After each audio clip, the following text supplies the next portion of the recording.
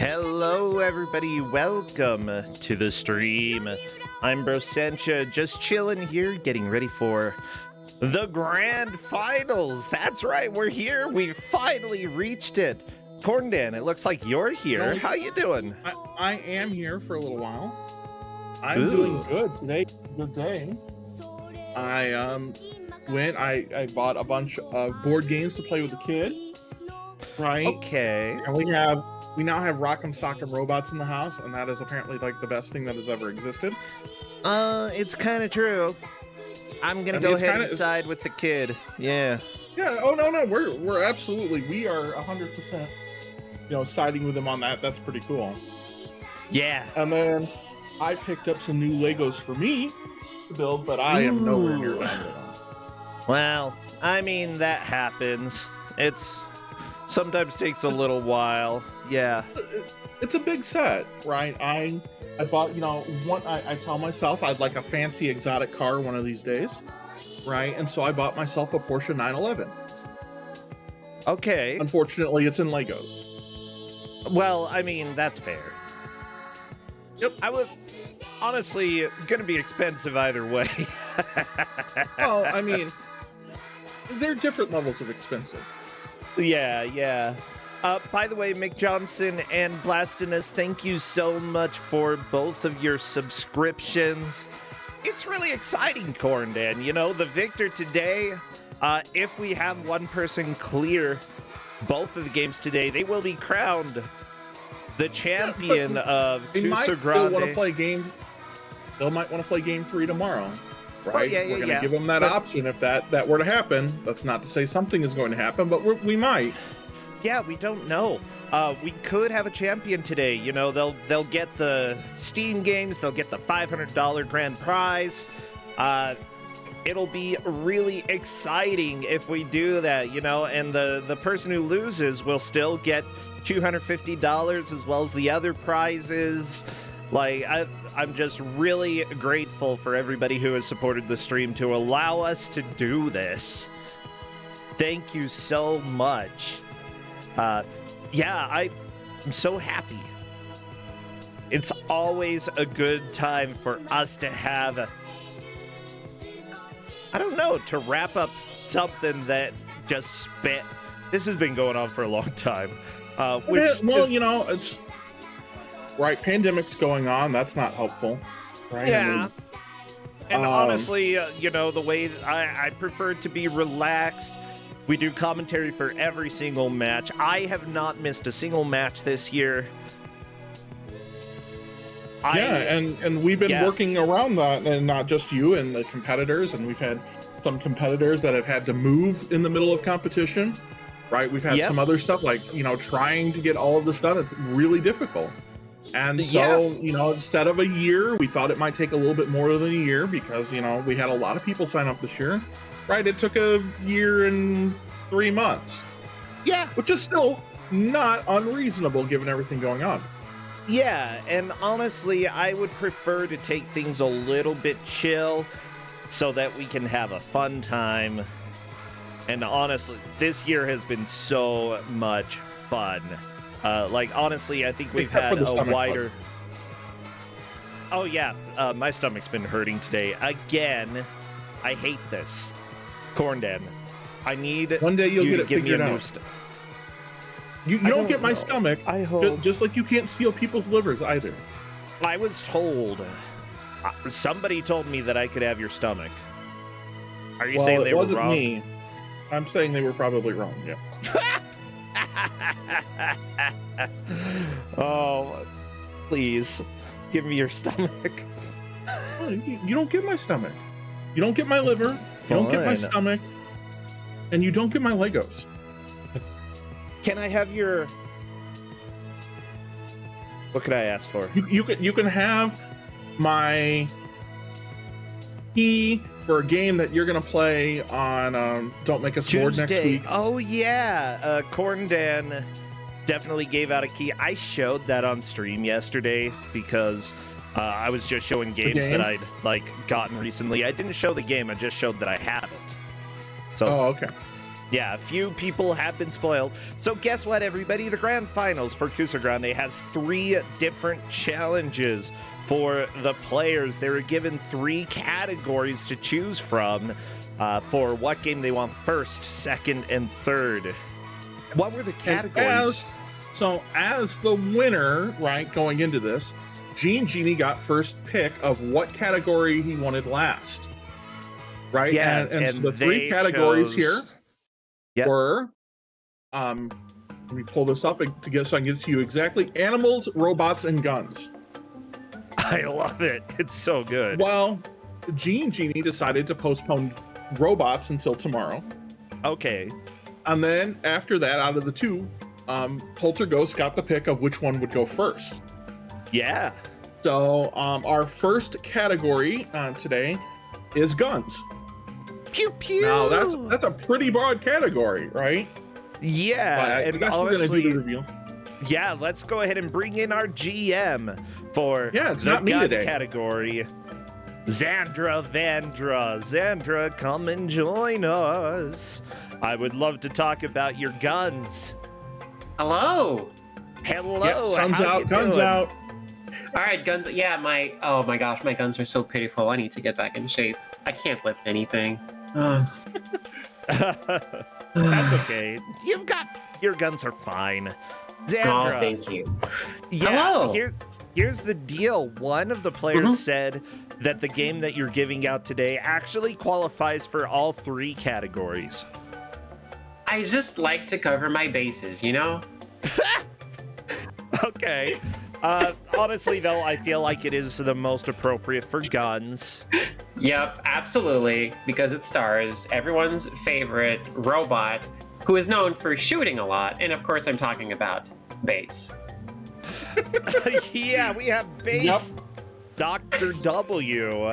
Press start. Yes. TM. That is the official title. Wait. Show the game box that. Oh, yeah. Yeah. Wait, there's a game box? I didn't. We have a game box. Go on the Game Master's channel. Yeah. Posted it. Yes. Oh my gosh. Yeah. Okay, I guess Kate has found. I'm pretty. Wow. I love ROM hacks that have their own box art. It's great. It's perfect. Sometimes fans make box arts for the ROM hacks, so that's even better. Right. Oh yeah. Okay, here we go. Base. Let me make sure I have this saved right. Yes. Replace that. Okay. Come on. You're gonna update? Oh, I gotta run this. Okay. Here we go, everybody. The official, quote-unquote, box art, quote-unquote. Totally authentic. 100%. That's good stuff. Look at him go. Look at him go. We love Base, okay? And now that we have the game out, the players are gonna try to play through this game as much as they can for 1 hour. They are given a specific boss order for them to go through. And whoever wins gets 1 point for the grand finals. The best 2 out of 3 wins. If somebody wins 2 matches today, they are the victor, but could choose to play more tomorrow should they desire. So I'm going to go ahead and work on getting stuff captured. Meanwhile, Xandra, how are you doing? I'm doing okay. I have more energy now. It's great. I'm doing way better. Yeah, I'm not. Did I talk about that last time? I don't think you did. Yeah, it turns out for the past 2 years I've been extremely lethargic, having trouble being productive and stuff. In addition to everything, dealing with all the stuff, I apparently was suffering from a thyroid condition, which was now diagnosed and is being treated. And hey, I have energy again. Imagine that. Yay! I can do stuff now. Oh my gosh. Yeah, I've been playing games like this one. Like this one? Well, maybe you should go back to being sick. I'm joking. That's a bad joke. Bad joke. Bad me. I am bad. By the way, I want people to know that this game, this ROM hack that is given out, it's not just based off of any Mega Man, is it? No. This is a rare ROM hack of Mega Man 1. I haven't seen a lot of those. And I've played a lot of like ROM hacks, but we should also point out that on romhacking.net, this is hack 164 out of 6,727. Right? Like this is a super old, old ROM hack. This is one of the earliest Mega Man ROM hacks that I'm aware of. But it's great. I'm very amazed that this got made, and I'm amazed it also well, I'll let you I'll let you be the judge of that once we get going. I'll tell you what. I watched some of this the other day while I was working from home. I threw on Xander's stream on my phone and saw like 2 minutes for this, and I was like, well, yep. Yeah, I had to after playing it for a few minutes, I had to I'm going over a Kuso6rande Discord, hey, I think I might have something now. I'm really excited. By the way, the only thing that I can see right now, we're still waiting for one of our players to go live, by the way. But let me go ahead and show you, everybody. This sprite of base, there's a lot of black right next to his head. It's like he's a black face. Well, no, it's like they were trying to edit his sprite and missed like 20 pixels. Okay. Wait until he moves. Yeah, we'll see that later. Yeah, no, the walking animation. So this seems to be probably based on Rockman and Forte, probably inspired by the Mega Man Extreme for Game Boy Color, because I'm recognizing some of that silhouette. But yeah, it is. Base is struggling a little through this one.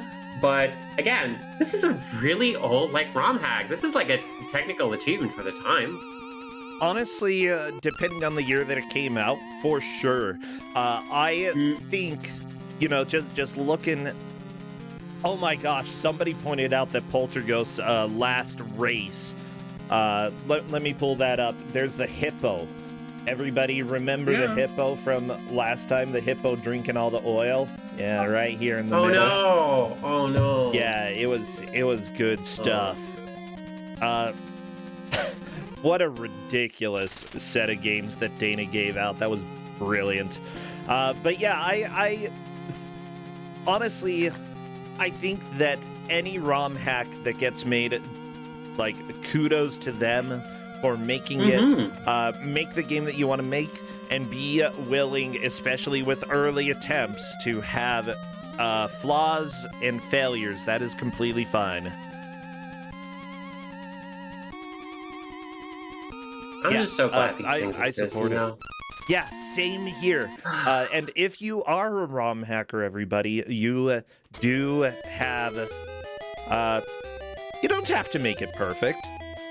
No, just making something, anything at all, is a big achievement. And the great thing about making something is that it is, once you finishing something is a skill.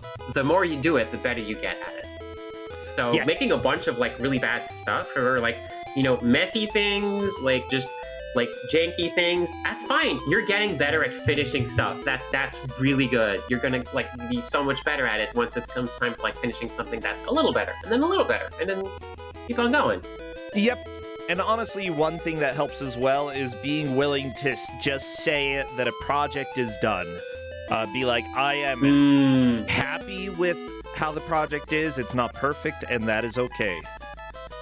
Yeah. And then you go ahead and say it's done, and you move on, and maybe, after a little while you can come back and tweak it a little bit more, because, that it's human nature. But being willing to say that it is done is also a skill. Anyways, I feel that. I know, Dan. It's so tempting to go back and make stuff better. No, it's done. Move on. It's done. Move on. Come back later if you really want, but take a break because you deserve it. Yeah. Yeah. I honestly need to get better at that as well. But you know what? We are actually wrapping up the project of Kuso6rande today, Kuso6rande 6. And we are starting with a fantastic game. Base Dr. W, I think. I think it's just base. It's like, I don't know why there's a Dr. W on the title screen. Maybe just like, hey, it's base by Dr. Wily. Or maybe that was the working title of the game, but it's everywhere else it's known as base. It's, at least on romhacking.net, it's called base. I'm including Dr. W as a subtitle. Totally. Yeah. That it helps set it apart, because just base itself can be like confusing when it comes to like looking up ROM hacks and stuff. Okay, as you can see, Gene Genie and Polterghost have 3 empty stars above them. That's because they will be played. Oh, geez. Sorry, hiccup right in the middle of that. They will be playing 3 games. Whoever takes the majority of the victories here will be crowned the victor of Kuso6rande. And we could have the possibility of a full sweep. Ooh, a sweep. A sweep. Yeah, I go bad. I do a full sweep. Well, Xandra, I think the players are getting ready. Oh, I should probably load up their stream. Actually, let me go ahead and stream it for you. You won't be able to hear it, just fine. because. Oh no! I will share. Oh, thank you. So that you can see things as live as possible. Thank you. Yeah, I think the I'm pretty sure the pretty sure the music wasn't changed. I'm pretty sure this is vanilla music. The wrong music? The ROM music. Oh yeah, this is like Mega Man 1 music.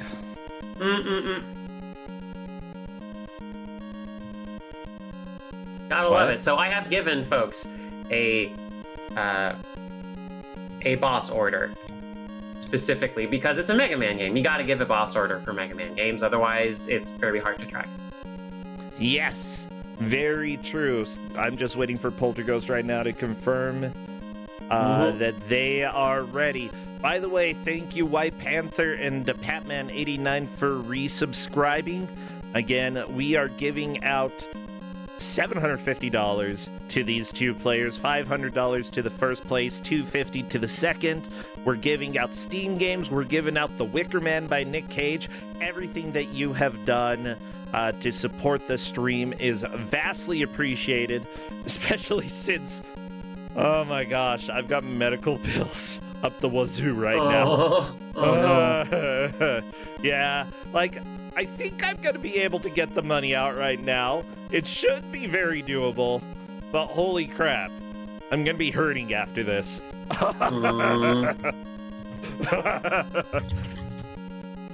Oh, yeah, that's okay. That's okay. Welcome to the streamer life. Okay, Polterghost says that they have the boss order pulled up, but still hasn't confirmed that they are ready to go. Okay.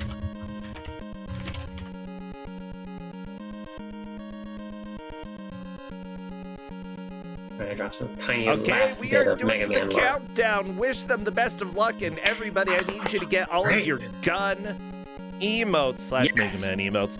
And go ahead and spam those disgruntled. Thank you for the gift subs. Yay! You weren't listening. No robot. Well, thank you anyway. No robot wolves necessary. Rebel is not in this game, unfortunately. As soon as I see movement in the first stage, I will start our timer. Oh, look, Quick Man. He's all over the place. Oh, my gosh. I mean, that would be appropriate to play some Quick Man music here. No. We do want them to go quick. No, we want them to go quick. Pirate Man. Okay, here we go. Let's go. Let's go. Okay, and I will go ahead and recapture just a little bit so that both of the streams look just about the same. Oh my gosh, Chiron, thank you as well for the gift subs. Yeah, the thing is, like, just because of how things have been going this year, it has been a little bit difficult. And like earlier this week, I had like some of the worst stomach pain I have ever had, and it was bad. But I'm hoping things get better as I take pills. Look at this base guy. Yeah. Okay. He looks a little jank. Yeah, the loses a bit of his like back part of the sprite when walking, probably because of the like the sprite limitations of the Mega Man 1 engine. 3 Hams, thank you as well for those give subs. Seriously, you are all amazing. Okay, I love, yeah, he looks like he's got a little bit of like a shuffle as he walks. Maybe, maybe he's constipated. I don't know. It is Kuso6rande after all. It is, but he is a robot, so I'm guessing it's just like the doing the bass shuffle, patented bass shuffle. So we should point out for chat, because chat is starting to ask about it, right? That right, there's nothing special about bass. Bass is like just like Mega Man from Mega Man 1. What happened with Gene Genie? What the crap is that? Okay, it's that's a ladder, illegal. but it does not connect to a ladder on the next screen. You have to climb the other ladder. I kind of love that. Okay, that's absolutely brilliant. Welcome to the screen that we may be in for 15 seconds or 15 minutes. Okay. Welcome to the rudest jump in Mega Man. Yeah. A jump so bad they give it twice. Oh, wow! Yeah, Polterghost got it. Oh, that's incredible. That's a very difficult jump. That is good skill. I think Gene Genie's gonna have it too here in a second. Unfortunately, Gene Genie did fall, but honestly, you know, we've got a full hour of this game. I would expect a couple falls every once in a while. Yep, it's the I've given them a boss order specifically that may or may not be related to the weaknesses. Who knows? But it probably is, right? It probably is. There is a stipulation that they can dip out of a Pirate Man and go just peek into Dynamo Man's stage to grab the magnet beam at any time. However, it does require 2 game overs because you need to game over out of Pirate Man and then go into however long you need to go to Dynamo Man's stage to get the magnet beam and then game over back out. So it is a bit of an investment, but it's because of this room specifically. Honestly, so you don't it may be worth it. Like, Polterghost already got through it. Gene Genie is just enjoying these jumps. Oh my gosh, 1 jump, 2 jumps. Hey, Gene Genie there is we go. through. There we go. No magnet beam required. We are good. Yeah. Oh, someone asked, why is water not deadly? Water isn't deadly for Mega Man. Bottomless pits are. Yeah, why would water be deadly? Mega Man is very waterproof. Base also apparently is. Alright, is Polterghost gonna make it to he is a bass. Yeah, why don't we call him bass instead of bass? Because it's a musical term. Yeah, like Rockman and Forte. Forte is louder. You know, bass are the low end notes. Like Polterghost, Pirate Man just got him. Got them. Yep. Oh my gosh, that is beautiful. Pirate Man, who is absolutely not Cut Man in a pirate costume. Oh yeah, by the way, the checkpoint is before. Yeah. No. Also, why is Gene Genie blue now? What the crap? So, yeah, when you die, weird stuff happens, and it keeps happening until you pause. The game doesn't reset your palette, right? And to make the water and all of that, right? Mega Man has that palette. It's the Mega Man palette. When you die, it automatically gives you the Mega Man palette because there's, I guess, the coder couldn't get working the thing that switches to base's palette when you respawn after a death. But if you pause, then it's fine. Probably because pausing resets the palette. Okay, Polterghost fighting Pirate Man. Absolutely not Cut Man. Absolutely not Cut Man. 100% legally distinct from Cut Man. So Yes. one thing to Yes. note is that Polterghost is actually using pause strats here. Oh, clever, clever. That is absolutely something that helps with anything in Mega Man 1. Pause strats, especially when you have a weapon, can allow you to basically... You deal multiple hits of damage to an enemy with a single projectile. Yeah, it's because when you pause, it's instant pausing and unpausing, and iframes run out while the game is paused. So when you unpause, then the enemy takes damage again, and you pause again. You let the iframes run out. What is and then this room? It's the first room of Dynamo Man. This is a little laggy. Just a little. It's fine. Like, it's one of the unwritten rules of Mega Man. Don't put too many enemies. But what if you did? Just put the right number of enemies, which is all Correct of them. number. And this should be the magnet beam. Yep. Oh, except Polterghost accidentally clipped through the wall there and has to go back and grab the magnet beam for some arcane reason. I've never seen this happen. Okay. Man, I did find a site that calls this base Dr. W, so I'm gonna go ahead and say that I'm not the only one calling it this. There you go. Yeah, as far as I can see, this... No, the hack was not made in 1987. The game was... No, the game, yes. Alright, now you have Magnet Beam. Yeah, Magnet Beam, and we've got a boss battle on Genie's side. Totally not cut, man. Currently Absolutely not battling cut, and man. dealing a lot of damage. Ooh. That's a nice little animation, though. I'm worried about Genie running out of lives, though. Oh, that's fine. You got... Oh, no. Yeah, you're going to have to redo the whole stage if you do. Yeah, also, Joes are here. Joes, quite possibly some of the worst enemies in Mega Man. They're here. They don't like you. Yeah, they're dumb. Kowal, thank you for that resubscription, and thank you again, everybody who is supporting. I'm super excited to find out who is going to be the victor, who's going to be the Kuso champion this year. Honestly, Genie and Polterghost have both done well in years past, but we will have a new champion. I believe it was some girl last year who took the victory, and that was really cool. But yeah, new victor means new... Oh, no. I don't know. Oh, no! Oh, yeah. No! That's gonna sting. That's gonna sting. That is a huge setback for Genie. Yep. Yeah, I feel like Polterghost's knowledge of Mega Man 1, even though Polterghost was the one who said that they hate Mega Man 1, they hate Mega Man 1, I feel like Polterghost's knowledge of Mega Man 1 is pretty appropriate. Genie, though, apparently had considered or tried speedrunning Mega Man 1, so, you know, both of them have experience with the original game from what I know. Yeah. Yep. So that probably means that... Well, I mean, both should know some of the strats in the original Mega Man that could be applied to this game, to this specific ROM hack. Polterghost has used them, Genie has not quite yet.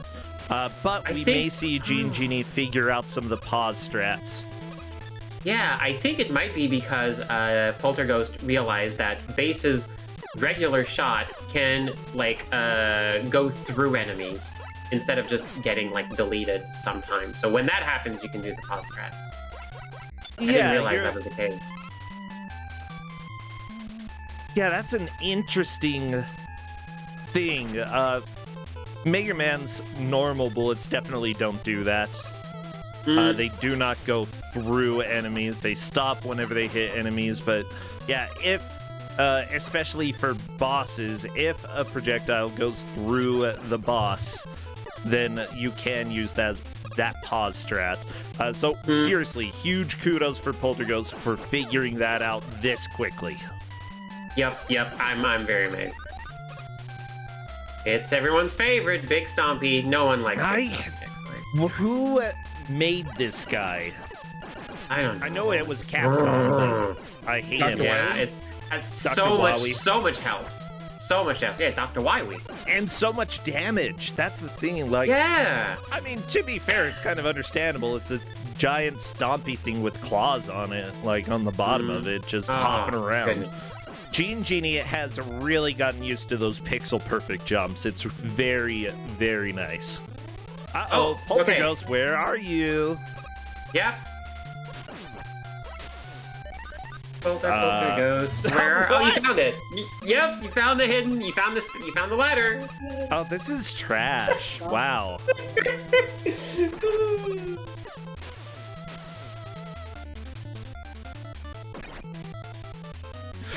I shouldn't laugh, but No, you can laugh.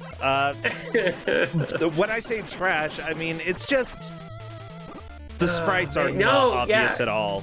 Like that looks like it should really be a wall. rude. Oh It my super gosh, one does. sliver of health for Poltergeist. Yeah. So that's guess. little Okay, what do concerning. you think Pirate Man's weapon is? Pirate, maybe like a hook. Oh, No, it's just Cup Man. It's just. I mean, it is a hook with another hook It on is. it, and they're both sharp. Exactly. So exactly. what is this second boss that Poltergeist is facing? It looks like This? nuclear It's Dynamo Man. Dynamo Man. Oh, I mean Yeah. that was on Mega Man 3 or Mega Man for DOS. So I thought no, that was Volt Man. Dynamo Man is probably. oh, you're right. It's probably a Rockman and Forte like boss. I'm assuming. It's really just like another one of those bosses where like, oh, I want to make an electric boss, but Electman's already taken. What's electric? Dynamo. Dynamo. That's electric. Like we need a That's fifth fair. fire boss. What are we doing? Oh, come on, you got it. By the way, Yeah! Genie got it just with a couple So- bars of health. Holy crap! Yes, Ooh. it is. It is. What I told the players, like, you feel free to like please feel free to like save state at the character, like at the boss selection screen, just because this game doesn't have passwords, and because hey, if like this game's a little bit fragile. If you happen to die during a boss, like at the end of a boss fight or something, sometimes bad stuff happens. Okay, But the original there we go. Mega Man 1 Poltergeist was is kind of through fragile in the that boss. same sense. Yeah. Yeah. So, Hey, by the there way, we go. this ROM hack was released in 2002. Which is very early when it comes to any sort of ROM hacking. That is super impressive. Gene clipped through it too, just like Poltergeist. Yep. Heck yeah! Oh my gosh, there are too many enemies and too much going on here. How? How?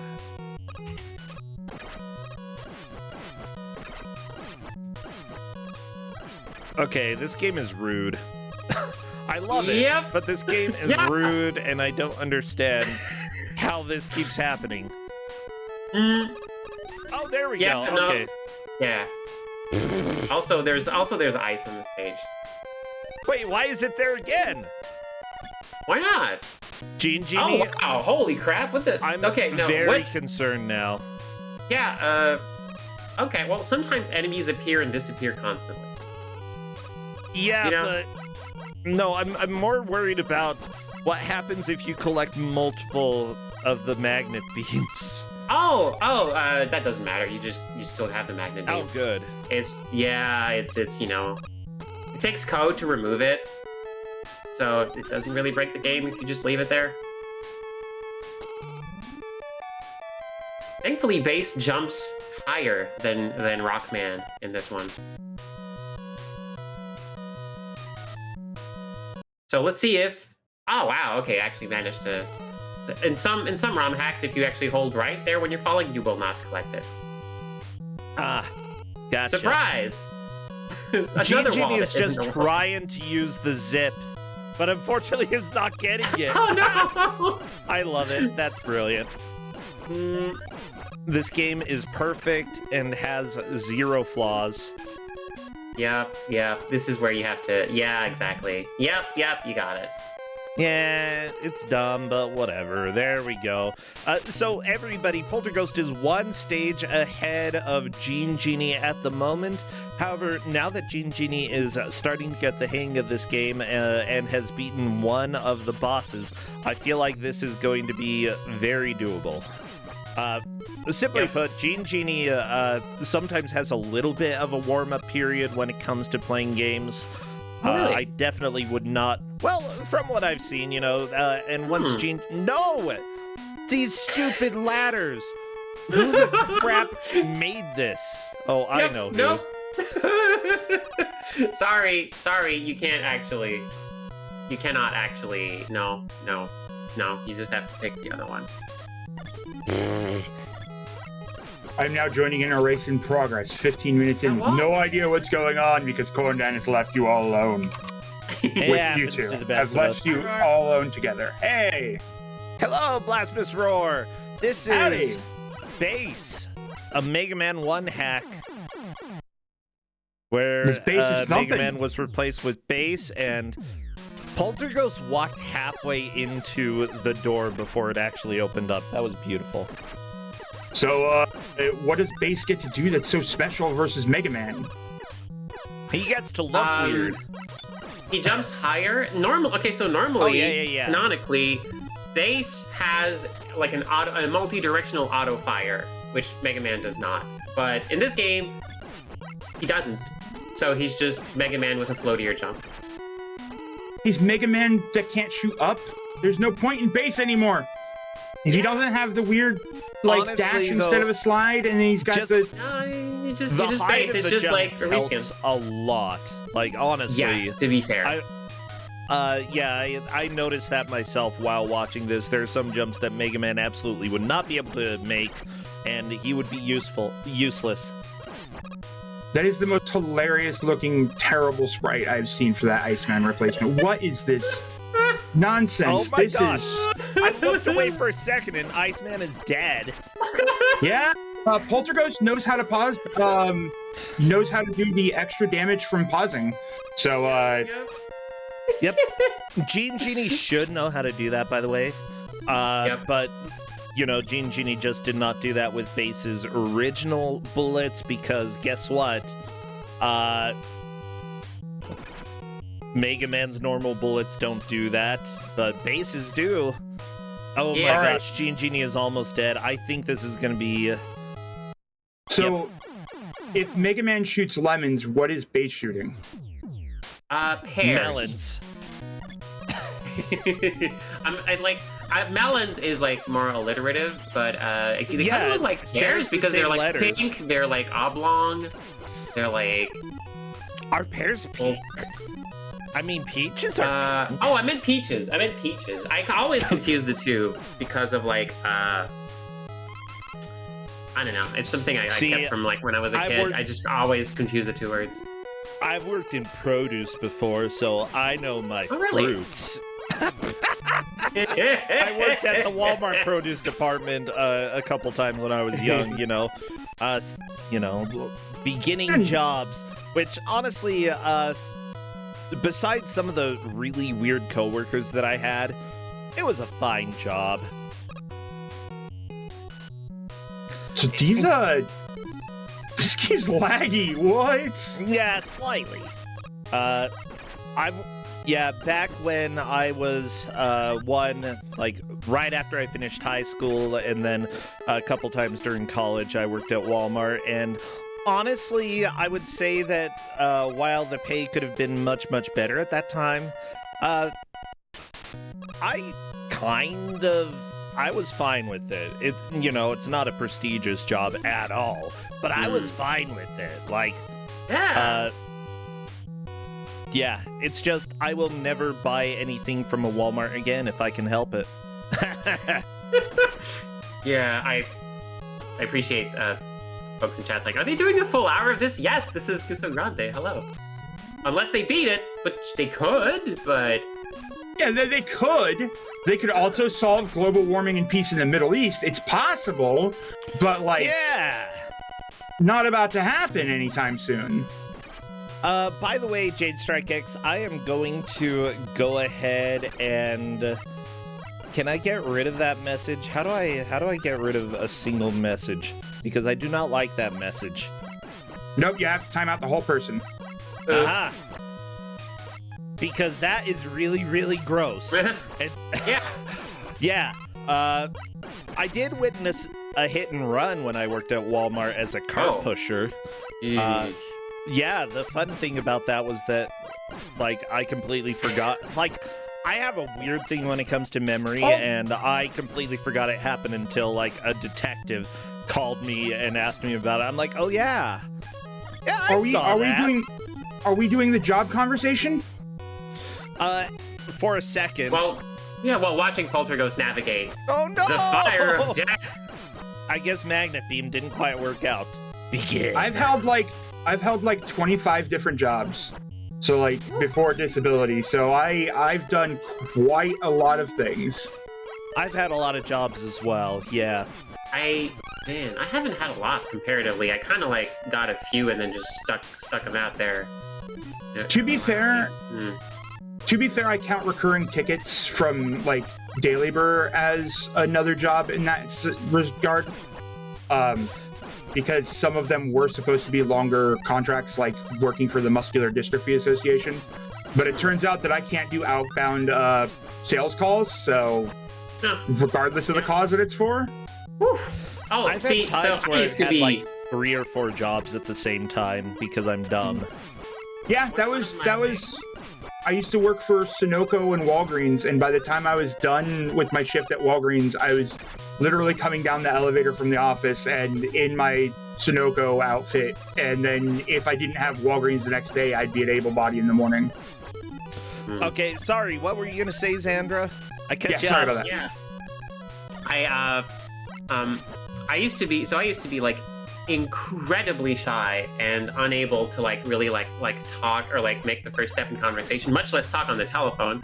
And then one of my first jobs that I got was doing phone surveys. Oh so my gosh, it was I've done basically that. just like they threw me in the water like I have to do this to survive. So I learned how to talk on the phone, and now I'm like a natural at talking on the phone.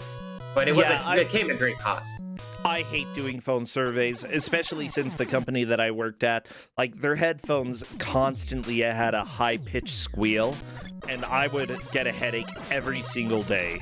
And so, yeah, I didn't last very long there because of the headaches. Let's make it to another boss fight. Hey, it's not Fireman, it's Burner Man. Burner Man! Oh boy! It's Watch out! He's fight, using his telephone skills. His burner phone. Okay. I think this is one of that's a bit of a stretch there, bro. Just gonna be honest. Little bit. Only fights in Mega Man where fire does not melt the ice, but the weakness goes in the other direction. I think almost every other Mega Man game, fire is always good against ice. It's so lime! It's so very lime! It's tasty. Cold Man for Poltergeist now. Poltergeist is making a huge lead and jumps straight into the pit. Like, and Genie, I feel, still has a chance of catching up. The levels do not take very long if you play them well. Oh, it's Magic Man! Magic Man! Yeah! One of the more fun-looking stages. I just think of the Adventure Time episode. I think it was even in season 1 or 2. Classic episode with Magic Man. He basically turns Finn into, like, a foot. It's weird. And Finn is really gross just as a foot. Magic Man was a giant jerk as well. I've definitely seen any episodes of Adventure Time. Literally any. Yeah, honestly, that episode I love. It's they managed to sort of pull, like, with all of these people who have been turned into various body parts, they kind of pull not transform, a Voltron type thing, and combine together in order to fight Magic Man. It's gross, but also really cool. I love that episode. So this stage isn't looking all that hard here, Zandra. Poltergeist is kind of chewing through this. Yeah, I'm amazed. I'm really impressed. Holy crap. I mean, look, these people have beaten everybody else, you know? They're here. This is true.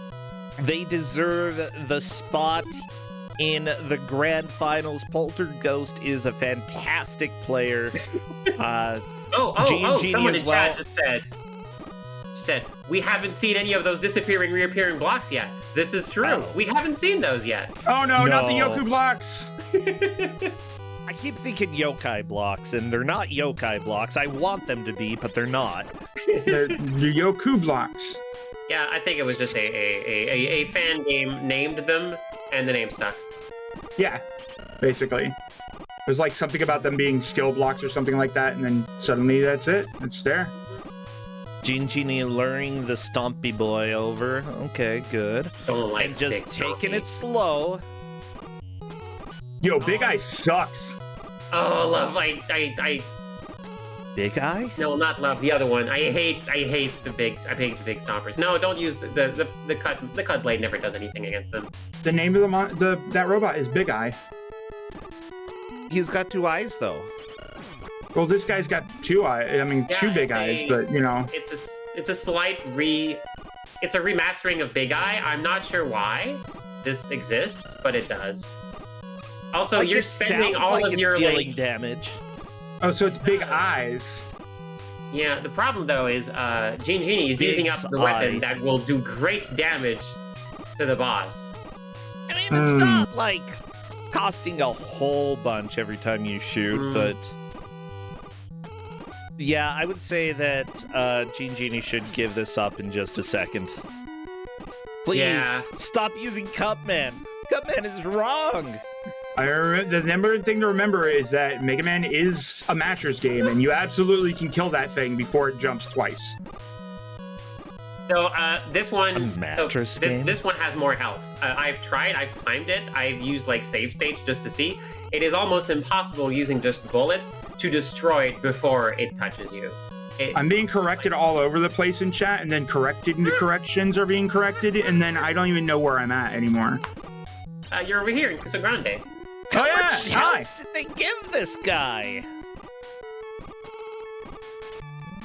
See, you're supposed to use the regular bullets. Yeah, don't use Cud. It's a terrible idea. You need that for the boss, and now the boss is gonna eat you. Yep, you just shoot it. Just shoot it. I mean... Okay, hey. Good. So why are we playing as Knuckles in this hack? Oh my gosh. He does look like Knuckles. I almost said the same thing. By the way, welcome to the Grand Finals, where we're getting visits from everybody. I'm sorry, I should have asked before I showed up. Nah, it's cool.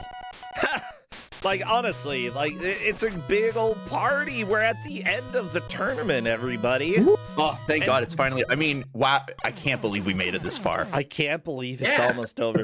Yeah, signups are open for Kuso6rande, by the way. I believe we currently have them open until April 20th, although we may go until the end of April. I'm thinking that might make more sense to do until the end of April. ! Signups. I should probably get on that. You know, I'm thinking I'm definitely not going to sign up to Kuso6rande 7. What? Because I'm going to be a GM. Oh, wait, I still have to fill out the form, don't I? You still have to fill out the form. Not really. I don't care. Yeah, I just get to tell GM Brosentia that I'm here. Yeah, I've got a plan next year, so if you come across me as your GM, guess what? Oh, Genie is using the pause strats. Okay, good. That could save the weapon. It does save the weapon! Oh my gosh! After utilizing the cuts for so long, all of us was out, manages to keep it. Bullets. That sometimes slow and steady pays awesome. Wow. Oh. Poltergeist is trying this weapon against one of the Joes. Sniper Joe. I guess it eventually worked, but... Oh, wow. Okay, we're on to Genie's next. But if you're at 0 lives, why wouldn't you use the magnet beam to go get the extra life? No! Now, Escorian, I'm going to go ahead and say that Gene Genie may have proved Xander wrong, but not me. Yeah. I'm always getting surprised. I thought I would probably try using some of the quote-unquote stronger weapons against regular enemies to speed it up, and it definitely wasn't the weapon to use for that enemy, but I think that it was worth trying out, and it. Yeah, like my fear don't was like use Cutter against the one-eyed, two-eyed Jack, whatever his name. I don't know. Stompy McGee. Stompy McGee. One-eyed, two-eyed Jack. I was worried they'd run out of it, but they didn't. They knew exactly what they were doing. I'm gonna call him that from now on. I'm just gonna call any big stomping enemy in a Mega Man game One-eyed, Two-eyed Jack.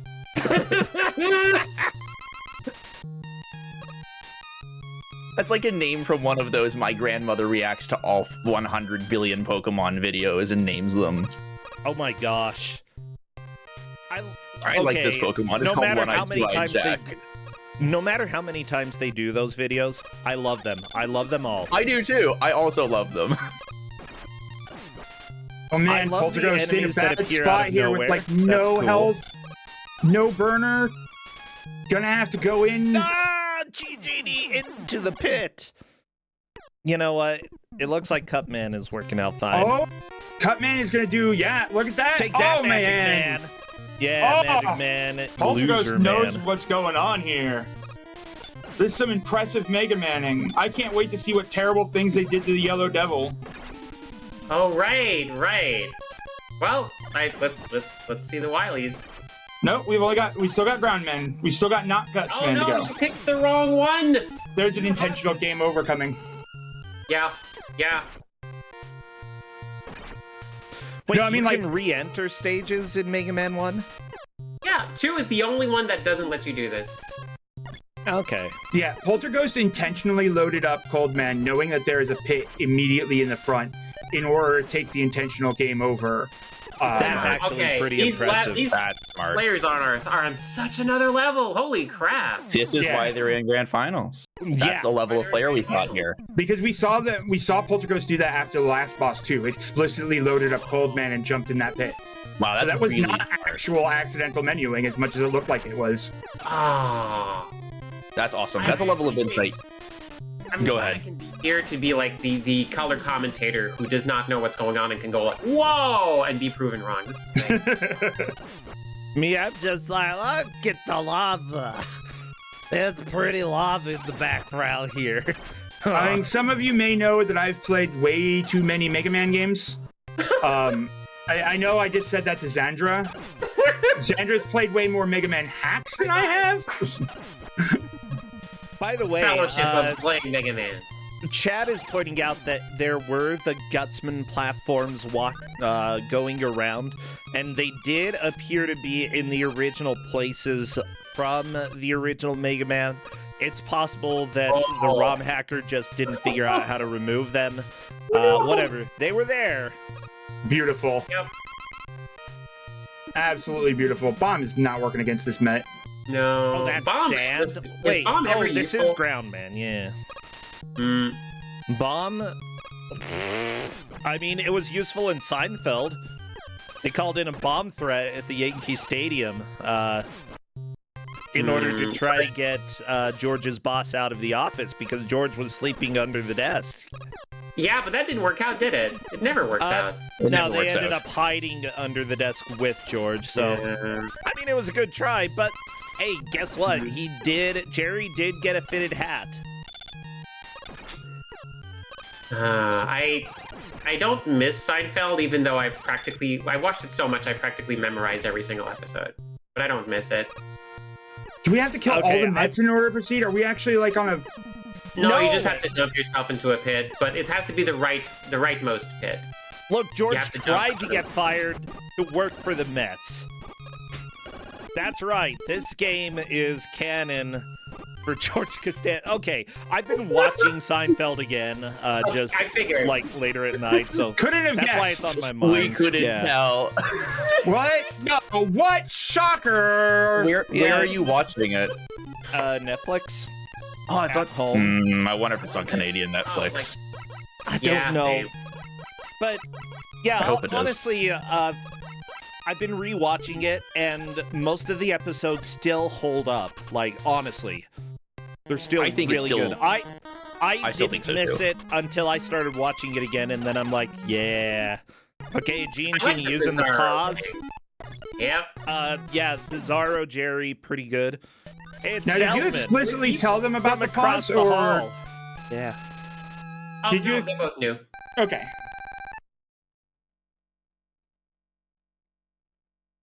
Badly cropped Netflix Seinfeld. I guess I Oh, haven't. it's so awful coloration. Look at Groundman here with the sand. Oh, he's beautiful. Yeah. Hey, Ground you can man. be. There is no such thing as an ugly robot. I disagree. Have you seen the movie Robots? Poltergeist like burning up Ground Man. The movie to turn him into Robots. Ground What Man. does that mean? You said there's no such thing as an ugly robot. I said, have you seen the movie Robots?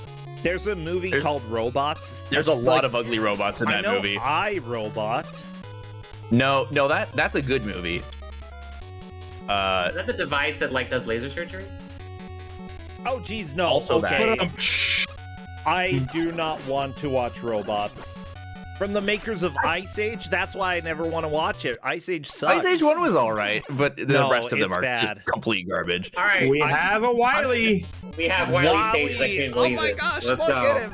Wave your hand, Let's Dr. Let's go. Wily. It's Dr. Wily's castle. His feet. You can even see his feet. Yeah, okay, yeah. The, Curses. Curses. What the crap is the platforming in Gene? Like, Gene Genie was standing in the air, and I don't know what was going on.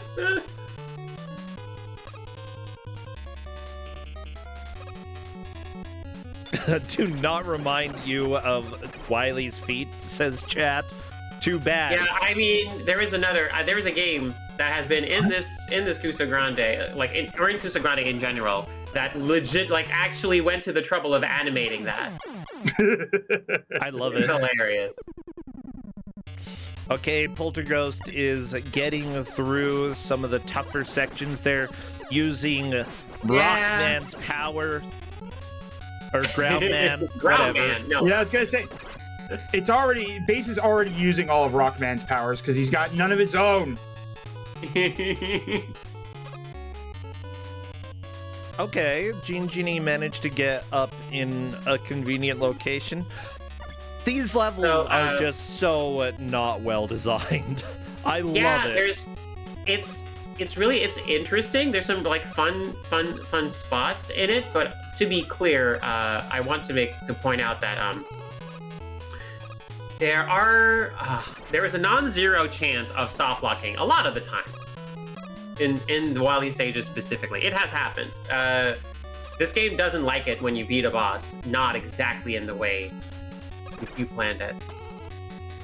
So, Oh dear. yeah, what the players have been told that they can save state What is this between accidental platform? stages, and that is definitely a good idea. I don't know if I've seen them doing it, but hopefully they are, just in case. Well, the fire got Poltergeist going Gene. back for health. Oh, it just keeps spawning. Wow, okay. Yeah. You know, I used to look at ROM hacks and stuff even, and I used to go, I appreciate it at least, or bad games, because, I can't develop games, so they got a one-up on me. And now that I'm actually developing a game, wow, you're terrible at this, game makers. No. Eat it, nerds. You know what? Make the hack that you want to make and be willing to have honestly, just doing small Exactly. little projects or ambitious projects that have flaws. I personally would rather play this than, just a boring sprite swap. Oh my gosh, I'm just thinking of some of the Mega Man ROM hacks that I've seen. You know, guess what? There were a lot of teenagers who made Mega Man ROM hacks, and you can guess what they added in all over the place. Blood. Blood? Nope. Boobies. Nope. Oh. It's all about the ROM hacks with boobies. Honestly, no, that one didn't have boobies. It had male alternatives. One of my favorite bosses, unfortunately, is a name that I can't say in here. Yeah, there's some unfortunate fan boss names. Yeah. Oh my gosh. There are some. No, yeah, there's plenty of. I mean, back in the day, before like people were better about preservation of good sets and stuff, when you used to download a ROM pack, there were 500 like Super Mario hacks, and all of them were like seriously awful. It's time for the devil. But I have one of those on my computer still. The devil. The devil. Nobody beats the devils. No, you clipping into the wall. The devil and the Wiz. That's two different ones. That's two different Seinfeld bits. Yeah, I know. Putty did the devil, and it was the Wiz who also had that really good grin. Okay. Yeah. I'm the Wiz. Nobody beats the Wiz. But I'm pretty sure they also said nobody beats the devils. Yeah. That was a really, really clean one-cycle electric shot from Polterghost there. Fantastic. Great job, Polterghost. Tails, by the way, thank you so much for the sub and for the resub. Thank you, some egrets, for resubscribing. We're giving away tons of prizes to these players because they have done so well. Yeah. You know, a total of $750 going out for the players, $500 to the person who takes the championship, $250 to the person who comes in second. I'm really happy that we're able to do that. Oh, I'm not GMing next Kuso. I did not believe this could happen, and yeah. Can't believe Bro pays everybody. It pays the winners like $500 and pays his GMs nothing. Nothing. It's a voluntary. Oh, hey, there we go. If I could get to the point where like I could pay everybody who helped with Kuso6rande, I would love to, and make it like a contract sort of thing. But you know, right now it's volunteer, and honestly, then I'd thank have to you actually all fulfill so my much. contracts. Yeah, then I'd have to do work. I'd actually be able to yell at you. Screw that. Please don't. No, right now, like honestly, whenever my view is that when there are volunteers helping out, my whole job as the paid staff person is to make sure that you all are having a good time, you all are enjoying what's going on, and if there are problems, the problems come to me, and they are not going to be resting on your shoulders. So, yeah. Real quickly though, we were told that they were allowed to save between or on the map. Were they allowed to save inside the Wily stages? At the start of each Wily stage. Okay. Just making sure, because... Yep. Because like you don't get a stage select, but in Wily stages you can save at the start. However, if y'all want, you can always add... You can put this on a resume, I guess. Oh, after working with Mystery Funhouse, I've learned that I can fluff my resume something fierce. Like, the things that I have that I get to write down based off of just the things that I've done, I can absolutely make a resume look silly. Now, if only I weren't mildly insane. Yeah, I think most of us are. I've got pills for that. Yeah, but I get paid by the government for it. Dang it. I need to convince the government to do that. Hey, Joe Biden! Okay, Polterghost, by the way, is on to this nightmare of a level into a zip. You spin into a zip. You spawn in a zip, yeah. Oh my god. Ye old Dr. Wily zip and spawn. So when you die and you load back into the first screen, weird stuff happens. If you die on the boss in some places, weird stuff happens as well. Uh-oh, Polterghost is fighting Bye. Where are you going, Polterghost? I don't know what's happening. It's clone time, but without platform. Club time, dance club. Everybody, throw your hands up. We are dancing. Dr. Wily slip and slide, yeah. Every video game needs to have a clone battle, you know? That way you can prove that you're better than any clone in existence. Genie's stream, by the way, a little bit of buffering there. I will refresh both of the streams to make sure they are as caught up as possible. Although at this point, Polterghost probably is going to have the victory. Yeah. Like, I think it's going to be very, very difficult for Genie to... I don't know if Genie can catch up. Well, unfortunately, Polterghost, it looks like peace in the Middle East is on your lofty shoulders, based on what I said. What? It was a callback to a joke I made earlier. You know... It's okay, I got the callback. Don't worry about it. Yeah. I got it. Sorry, because bro. I guess you're just... Did Knuckles cure... No, peace? Before that... I'm gonna say that Knuckles created world peace, and there's nothing you can say against that. Yeah, I haven't seen the Sonic movie too, but if that's where the plot goes, I am. Oh, I should. What a wild ride! I hear good things about it. I should watch the first one. 90% sure that all wars ended because of Sonic. I mean, I was gonna go watch it.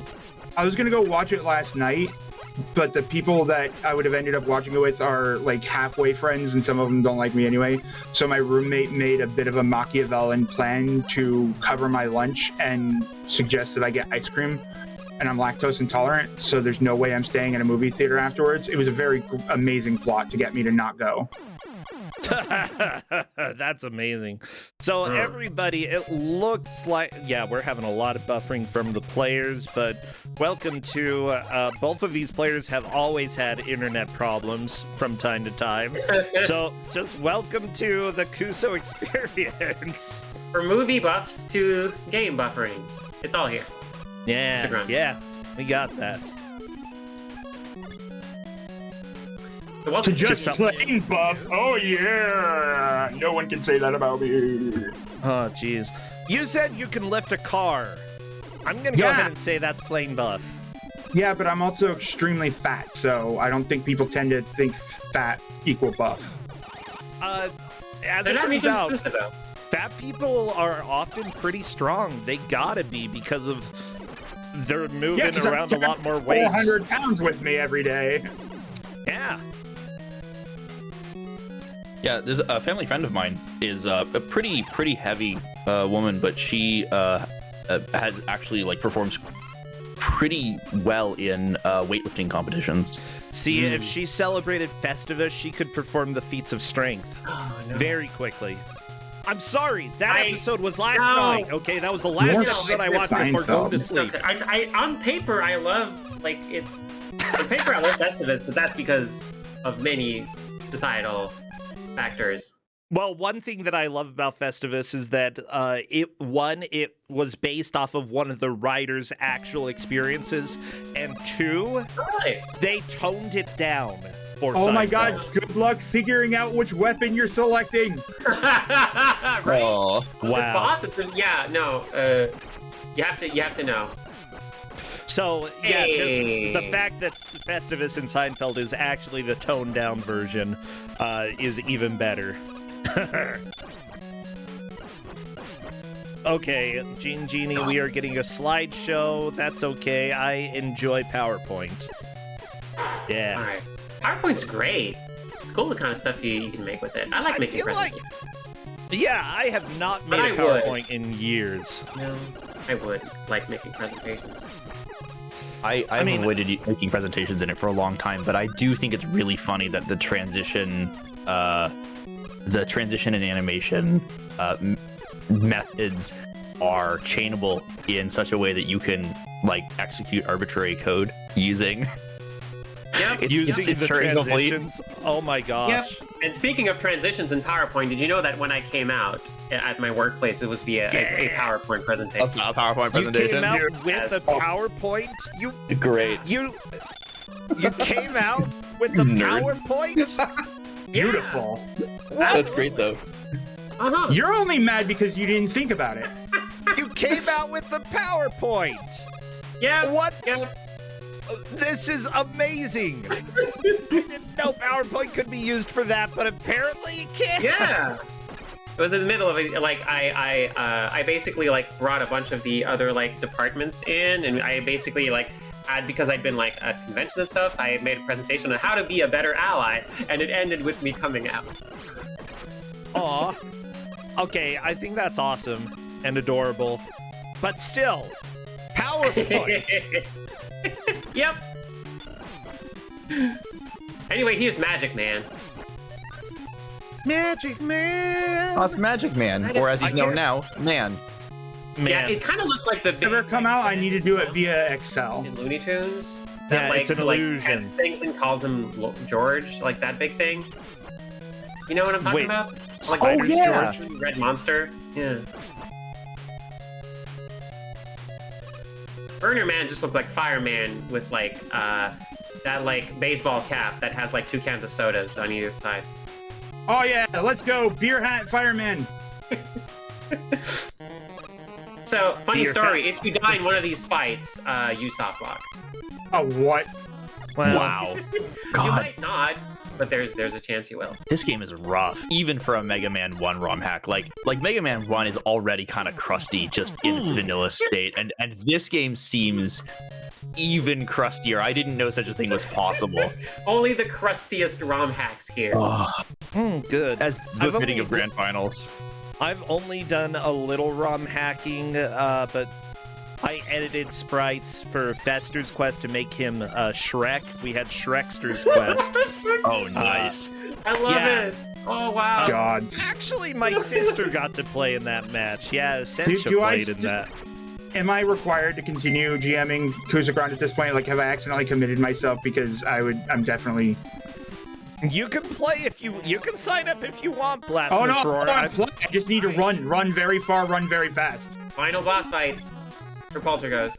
Polterghost Might onto steer the final clear. boss, Genie.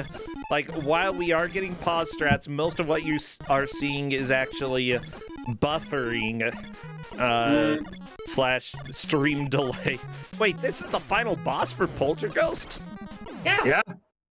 Can't believe it. It's like, wow. Wow. Yeah, we may have a completion here. This is ridiculous. Yeah, I don't think any of us were expecting yeah. a completion, No. or even like to get to the Wily stages, right? No, for Based sure. on what I was seeing earlier. That's very Yeah, impressive. but I forgot that Dana did a hack of Snoopy to make it broopy. And so it was... Why is Dr. Wily magenta? He's just so steamed that Base, his own creation, is attacking him. It's just all the See, blood. And he was sunbathing with butter. I think that's a completion. That's it. It is a completion for Polterghost. A strong win. Oh my god. Holy Just completely crap. taking game 1. wow. Now, who's coming in from losers bracket? That was my question as well, actually. Wow. Well, Yeah, if I'm you going to guys go did this ahead boss and fight- allow them to, like, if Genie wishes to keep playing, Genie may, but I honestly think that is time. That is Base has defeated his master and proven his strength, but now he must destroy Mega Man and take his place as most powerful. Okay, so Polterghost came in from. Sorry. Sorry. No, I gotta do it. You have to. I interrupted you there. You had to. My So how does gosh. grand finals work around here? We got Polterghost coming in from losers final. Is there a bracket reset if they win, or is it just this is it? Blasphemous Roar, I explained multiple times. Were you not listening? Oh, you weren't We don't in do the, real best of you 3 weren't in here. Grand Finals, if I recall Yes, correctly. what It's we do, also I'm asking you to explain it as the first battle ends, so that way I give you an in to continue to explain it to the audience who got here late as well, bro. Well, okay. Well, let me actually explain it then. As it turns out, whoever wins the best 2 out of 3 becomes the Kuso6rande champion. Polterghost has just won one of them, which is great. You know, there is a chance that Polterghost could end up winning, and if Polterghost wins the next match, That's it. Polterghost is the champion here. So why do you have 3 stars? Just because you could possibly clear all of them. Shut up. Oh wait, are you playing all 3 games even if there's a winner before that? We are allowing a 3rd game if the grand champion so desires. They are welcome to have a 3rd game. Yes. My gosh, everybody making fun of me here. But let me go ahead and give that star to Polterghost right now. Vicene is the name of a Mega Man ROM hacking tool. Is what folks told me in chat. This is not just like eye drops. The eye drops? Eye drops, yeah. Well, it looks like Genie is having issues with stream right now. But yeah, Polterghost takes the first game and has the big lead here, considering that Polterghost and Vicene are, Yep. Why Vicene? I think it's the name of a ROM hacking tool, is what folks told me. I'd rather have it be the petroleum jelly, that stuff's pretty good. Someone just rub it on your really hands. Well, no, that's Polterghost. If Polterghost wins the next game, then that is that. We have our grand finals champion. We have the Kuso of all Kusos. We can go ahead and bring them in if they would want to chat. I'll go ahead and let them know. Yeah. So I'm absolutely blown away by how Polterghost did. And Genie was still doing really good. It's just Polterghost. It was... Yeah, that was incredible. Like the last of we threw 5 boss robot masters in one stream. That's that was pretty incredible. Hello, Genie. Welcome to the chat. Hello. Come discuss a little bit. So, is there Wily stages or? I'm sorry, what? What's that? Is there Wily stages? There are Wily stages. Oh, yes. yeah, there are Wily stages. Polterghost absolutely demolished this match. Yeah, you did pretty dang well, though. Seriously, what was the wall for you personally when you were playing? Some of these jumps. Yeah, I agree with that. And spawning into double enemies. Yeah. Oh, yeah. No. Yeah. The respawning is problematic. It's a little problematic, yeah. I am kind of glad that because it's so simple of a hack that the order you gave is exactly weakness order. Yep, pretty much. Yeah, I wanted to be kind and. We got Polterghost waiting in the other channel as well. Well, let me go ahead and bring Polterghost in. Hello there, Polterghost, and congratulations!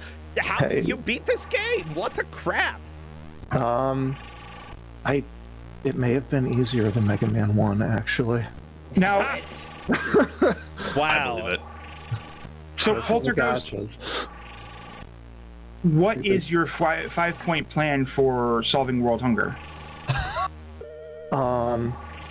Well, we may have put a lot of pressure on you in commentators' booth while talking about the possibilities of anyone clearing this in one stream. So sorry. I mean, step 1 involves reforming our government. Step 2, step 2, Vicene, clearly, because Vicene rules. Yeah, Vicene rules. It does rule. Only the best petroleum jelly for our players. Oh, wait, yeah, it goes in your eyes. You don't rub it on your hands. What I've been talking about. Vicene's eyes. Yeah, and with strong, clear eyes, we can have a clear vision towards the future. Thank you, That's Ben clear Stein. eyes, not Visine. Genie, by the way, I still am getting a lot of buffering from your stream. I don't... Yeah, that's just my internet being bad. What bitrate are you streaming at? It may not be a bad idea for you to lower it. I mean, it's at 1,000 right now. Oh, never mind then. Pretty low That's already. just embedded dropping frames. Yeah, Ignore me in my attempt at tech supporting. Yeah, I tried. That's understandable. It happens. Yeah. So, Genie, was there anything that you particularly liked that you saw in the game so far? Like, was there anything that like made you laugh or just was like, wow, this is dumb? I mean, I thought there was an accidental clipping away from the magnet beam a few times was fun. Oh my as I'm trying to force that clip and not happening. Kind of annoyed me a little bit though. I saw you do that. Yeah, I saw you like do the zip twice, and then you got the magnet beam and kept trying to do the zip again, and it just was not having any of that. It was hilarious. Oh my gosh. Well, yeah, this is a very special ROM hack released in, I believe it was 2002, something like that. Like, this is ancient when it comes to ROM hacking. I feel like there's worse ROM hacks than this, is the thing. I would agree with you. There are worse, but this is still very, notable and really cool to see what the early attempts were when it came to ROM hacking. Yeah. So, I have to ask, anything else other than what we've discussed, or are you ready to go prepare for the second game? I mean, Nobody watching knows what it is. For game 2. You think you're ready for game 2? Yeah, honestly, I feel like this game was an inevitable game at some point. It's just that you two are getting it. So we'll go ahead and let you two run off and prepare for game 2 of the grand finals. Nope. Extra pressure, but Polterghost, if you win game 2, you are the Kuso champion, and you would have an option, if you would so like, to play a third and final game. Well, I suppose if Genie would like as well, tomorrow. Yeah, but we'll go ahead and let you two run off and prepare. Good luck, Genie. Good luck, Polterghost. Good luck. Oh, God, I'm gonna need it. All right, see you in a few. Bye. Take care. Thank you for having me. Thank you, Sandra. Other GMs to come assist you as well here. Everyone's leaving me. Yep. I'll also go because I arrived unannounced. Okay, see y'all later. Well, maybe stick around. Yeah, honestly, feel free to chill if you'd like. Because everybody, this is Kuso6rande, the Bad Video Game Tournament. This is the grand finals. Everything is down to this next game. Will Polterghost manage to clinch the victory, beating 2 of the games, taking the best 2 out of 3? Will Genie manage to stay in this and, move our very final game to tomorrow? Will either player be able to withstand the sanity drain of our second game of today? Who knows? But I do want to thank all of the viewers and all of those who are subbing and gifting subs for all of the support. It looks like Team Murdoch just gifted a sub to Xandra. Thank you so much. We are giving out $500 to our grand champion, $250 to second place. Seriously, it's all because of everybody here who has made this possible. Thank you all. And without further ado, you know what? Actually, I'm going to run an ad so that we don't have another ad in a little bit. So give us about 1 minute and we will be back. Goodbye, everyone. Yeah, honestly, most people are still going to be able to hear us. Yeah. Everyone except for subs and people who use AdBlock. Hi, subs. Hey, Hi, subs. Liars. Yeah, I am completely fine with people who use AdBlock as long as they don't brag about it. You are super important as well. Weeaboo, thank you for subscribing with your Twitch Prime.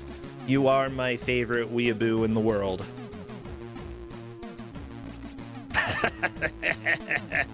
Wag the Dog has Twitch Turbo. Actually, it's weird.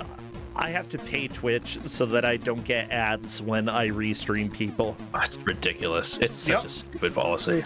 Yep, we have to do that for Mystery Funhouse. We recently did that for MT16, and that was a thing. Yeah, same thing for License-a-thon. It's very silly. Yeah, like, I understand it. Everybody, by the way, since you mentioned License-a-thon, I think I might as well pull this back up. Tempestroll is heavily involved in License-a-thon. They are accepting submissions until mid-May. Go over, check out at License-a-thon on Twitter or the Twitch or the Discord, because they are giving, or they are having signups right now. If you have any licensed games that you speedrun, which I need to submit Xena over there. You do. I plan on that. Please consider submitting to License-a-thon. Now, I feel like we are back and ready for the second game. So License-a-thon is only for subscribers. Oh, what? Reveal. It was a bad joke. Reveal. I'll reveal your face. Whoa. Wait, no, no, I won't. You That's can choose kosher. to do that on your own. Yeah, I was gonna say, I did start my webcam recently, and I'm not so sure about that being a good idea. Are you doing your Akuma cosplay live on stream now? No. Oh. I shaved. It was a worse idea. No. I really trimmed my beard, and while I somewhat regret it, at the same time, I don't find Cheerios in my beard anymore, so that's good. Yeah. Everybody say... I'm gonna reveal. I gotta reveal. Go for it. Yay, welcome on in the GM for the second game. What theme was this? Animals. Say hello to Dana Chrysalis, giving out our animal game. I can't wait. Oh, neither can I. Hello there, Dana. Dana? Hello, very quiet, there? Dana. Dana! Oh, there it is. It took it a while to connect. I was like sitting there looking at the Discord, and it's like, eh. Yeah, Wasn't I honestly, just internet here? has just been weird today. I mean, you were here, what, a week ago? Yeah. Yeah, I just here. Oh my Close gosh. Yeah, you are here, and honestly, I like the games that you gave out for the triple threat round that we had, you know, the 3 games in one, the 3 Bubsketeers. Those were 3 very special games. I still do not understand the hippo. And why the hippo was drinking from the oil refinery. Like, what? Well, you see, because cartoon logic. Yeah, and... wait, this isn't a cartoon game you're giving out, is it? No. We wish it were. But, It would have made more sense as a cartoon. Okay. but unfortunately, it is a comic game, Okay. which is kind of like a cartoon. But then again, Gotcha. it's also a movie game. Yeah. Yes. Because we all know those are always good. Well, it wasn't a good movie. It's LucasArts' most famous property. What are you talking about? So, And it's licensed, so it has to be good, right? Oh, somebody thought it's George of the Jungle. Oh no, that Not would be George that would be of the far better than what we're getting. Sausage Vader is an animal. We are not getting Sausage Vader. Okay, what do we have, Dana? We're getting Howard the Duck. Adventure on Volcano Island. Oh, baby. This is a game that I have never seen before, and I am terrified. Absolutely You should be. terrified. Yeah, I know. Well, I am. It's not that I should be. I literally am terrified that we've got Howard the Duck as our second game today. It's a wonderful, beautiful game, crafted with love and care. No. Lovecrafty and care. There we go. Oh, okay, cool. Yeah. Well, let me go ahead and move this over. Howard the Duck for Commodore 64. What genre would you put this as? Existential dread. Okay. Crap. Bad? There are many descriptions for this game, and it transcends all of them. World? We'll go Cheetah with says open world. What, like we'll go- Rusty Duck? It's not quite open world because you don't actually have full freedom to go anywhere, but you do wander around a lot. It's got one of those one of those. Oh yeah. By the way, there is an intro to this, so as soon as I did ask one of them to load it up so that we could listen to it and see it because it has. This kind of is scary sounding. Yeah. Okay. So everybody be quiet because we got Genie showing the intro.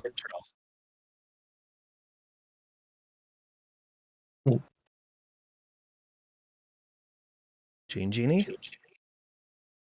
It should be starting ish.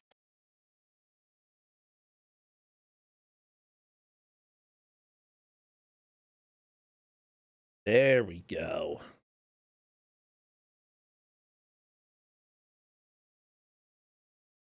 Troy Linden, thank you. Doug Barnett. I wonder where Beverly and Filcy have gone. Yeah. That face. Ooh, I good kind of want to music. make that screen right there. This does not bode well. It would be a great just overall thing for Kuso6rande. It's true. I like his dancing though. It's good dancing. It's very movie accurate. Everybody, in order to reduce the confusion that people were having, I moved it so that the players have 2 stars instead of 3. There you go. This does not bode well. I love it. Yeah, so Polterghost could potentially become the Kuso6rande victor if Polterghost wins this game. However, Genie is here, ready to put up a fight, and I don't know, there's a very big chance that we could end up moving to a 3rd game tomorrow. The theme would be robots, but I don't know what robots could be more robot than Mega Man. Right? Hey, So yeah, this could takes take a place guess, but I after don't the know if I movie. know. And it's just a little story they decided to write up post movie. Okay, I we're guess. gonna have to talk a little bit about like what the original movie is about once we get started and reach a point where like nothing is happening, because I know nothing about Howard the Duck. Okay. Oh, I can give you a manual. Yeah, that would be great. Everybody wish the players the best of luck and get all of your animal emotes to spam because we are doing the countdown in Discord. Best of luck to the players. Go have fun.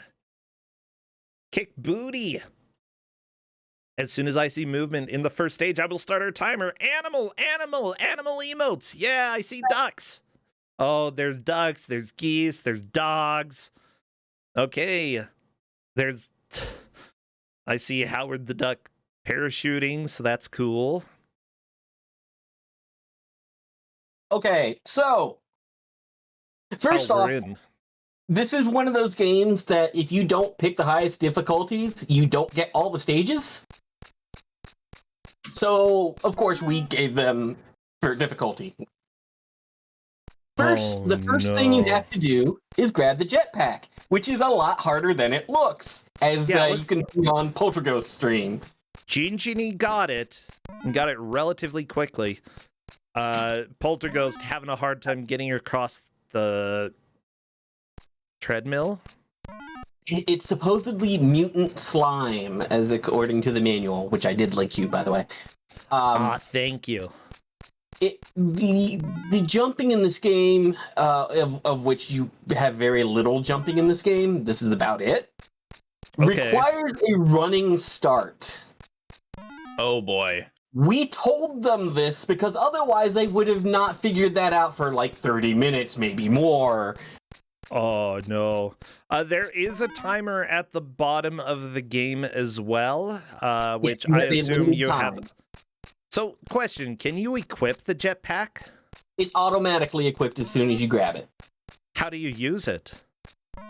Once you get to the water further along, you tap the button to increase the throttle of the jetpack. Which we did tell them that one too. We told them a chunk of controls. Are there tank controls? No, it's actually normal control-ish. Okay. it looks like Poltergust has managed the jump back. Genie's still struggling with this a little bit. Can't really blame you.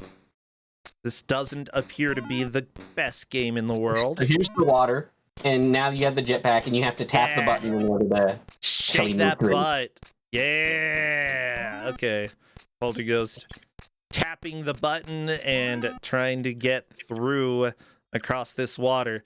Genie, like, this jump is ridiculous. This jump is not kind. It does give you more leeway on lower difficulties, but of course that would be nice of us. I was able to watch this for 2 minutes and 15 seconds. Guess what? No more. Goodbye. Goodbye, Roar. Goodbye. Good having you. Can I ask why Howard the Duck has a jetpack? To get across the water. Why Howard the Duck? Wait, I mean, ducks float on water. He wasn't this horrible, disgusting creature in the comic, though. Like, it was only the movie version of him that was horrible and disgusting and awful. Genie made it across the slime. Okay. By the way, I do have the story. Y'all ready for some lore? Absolutely. Please. Awesome. Where'd everybody go? They were right here a minute ago. Beverly and Phil.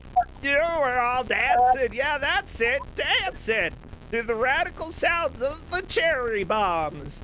But now everybody's gone. And you, Howard, where are you? Why is it you seem to have floated down to some volcano island somewhere in the middle of nowhere? Or everywhere? It's all starting to make sense. Your best friend's gone. Volcano Island. The Dark Overlord. That's it. The Dark Overlord has kidnapped Beverly and Phil and brought them to this volcano island. What just happened? Did Genie die? got caught by a bunch of them and kicked off the island. Oh. Yeah, that makes sense. Poltergust is narrowly avoiding them. Woo. The Dark Overlord, because he's hooked on thermal energy. Needs to tap into it constantly to maintain his power. You know that he knows that you're the only one who can foil his plans to take over the Earth. But he thinks he can turn you into dog soup to make the world his oyster. What he doesn't know is that you're a quack foo master, an avid ultralight flyer, and a whiz with a neutron disintegrator. So take him up on his challenge and show the Dark Overlord that his treacherous plan isn't all it's quacked up to be. Really? All it's quacked up to be. Yeah. Really? I gotta say, the beginning of this synopsis feels an awful lot like it has the same energy as the song Veronica by Elvis Costello. Like it sounds like somebody who is just not aware of their surroundings and is like, where is everyone? Where are my friends? Where did they all go? Like you're visiting your grandfather and he's not all there. That's the energy that gives off to me. And then all of a sudden it transitions into, oh yeah, there's something about this dark energy. And also I know Kung Fu now? What?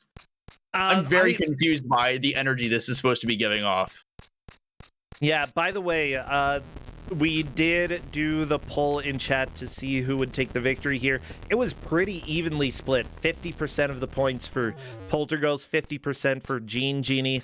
Honestly, if Gene wins today, we get the Ultra Cursed game tomorrow. If Poltergust wins, we may still get an Ultra Cursed game tomorrow if both of the players want to keep doing that. Okay. Oh, these Bushmen, they're dancing. So, they're mutants. So you have to have them all spinning and damaged, and then you run over and stomp on the little anthill mound that they are coming out of. But if any of them are still active, you can't actually stomp. So apparently the backpack has 3 items. Solar-powered jetpack. There's also the ultralight flyer for reaching the top of the volcanic mountain, and a portable neutron disintegrator for the Dark Overlord. why would you want to disintegrate neutrons? Like, that's the least important part of the atom, isn't it? I do hope that everybody appreciates the extra effort they put in the animation so that once Howard gets out of the water, he shakes his butt a little bit to get the water off. I really like the butt shake. Like, not gonna lie. It's that attention to detail that makes this a quality game. Wow, some egrets is saying all parts of the atom are important. Then why do we have isotopes? Huh? Because of neutrons. Yeah. I'm pretty sure a lot of radioactive decay specifically involves losing or adding neutrons. Pretty sure it's getting rid of neutrons, so if you get rid of neutrons using your neutron disintegrator, wouldn't you be stopping the radioactive decay? I don't think that's how it works. But I'm going to be honest, I studied a completely different kind of science, so... Science is just... I haven't done science in, 15, 20, 25 years. I'm old. So I'm just not going to worry about it. No science. Yeah, I really love science, but at the same time, I don't really... I haven't done anything regarding particle physics or, subatomic things. So, I know there are neutrons. I know that they... I believe have 1 up quark and 2 down quarks, or it might be the opposite, 2 down quarks and 1 up quark. Oh, geez, I don't remember that at all. And the proton has the other one, yeah, the other combination. Neutrons don't have charge, but they do have. They are important because of the weak atomic force. Like you do need them to form to have the mass necessary to form a lot of more complex elements. Literally any complex element, any element more complex than hydrogen. So you do need neutrons. Yeah. But yeah, it's all because of the quarks that determine the charge of the specific particle. And yeah, the proton, just because one of the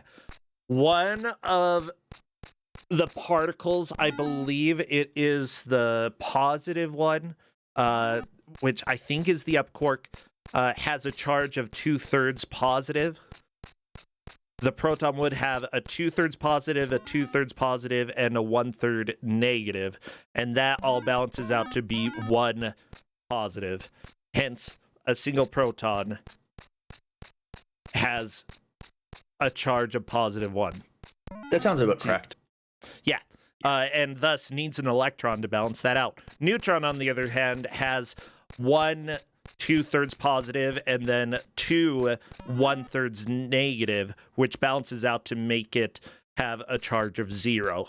Yeah, guess what? We're learning particle physics as we watch Howard the Duck. You know what? This is not the direction I thought this was going to go.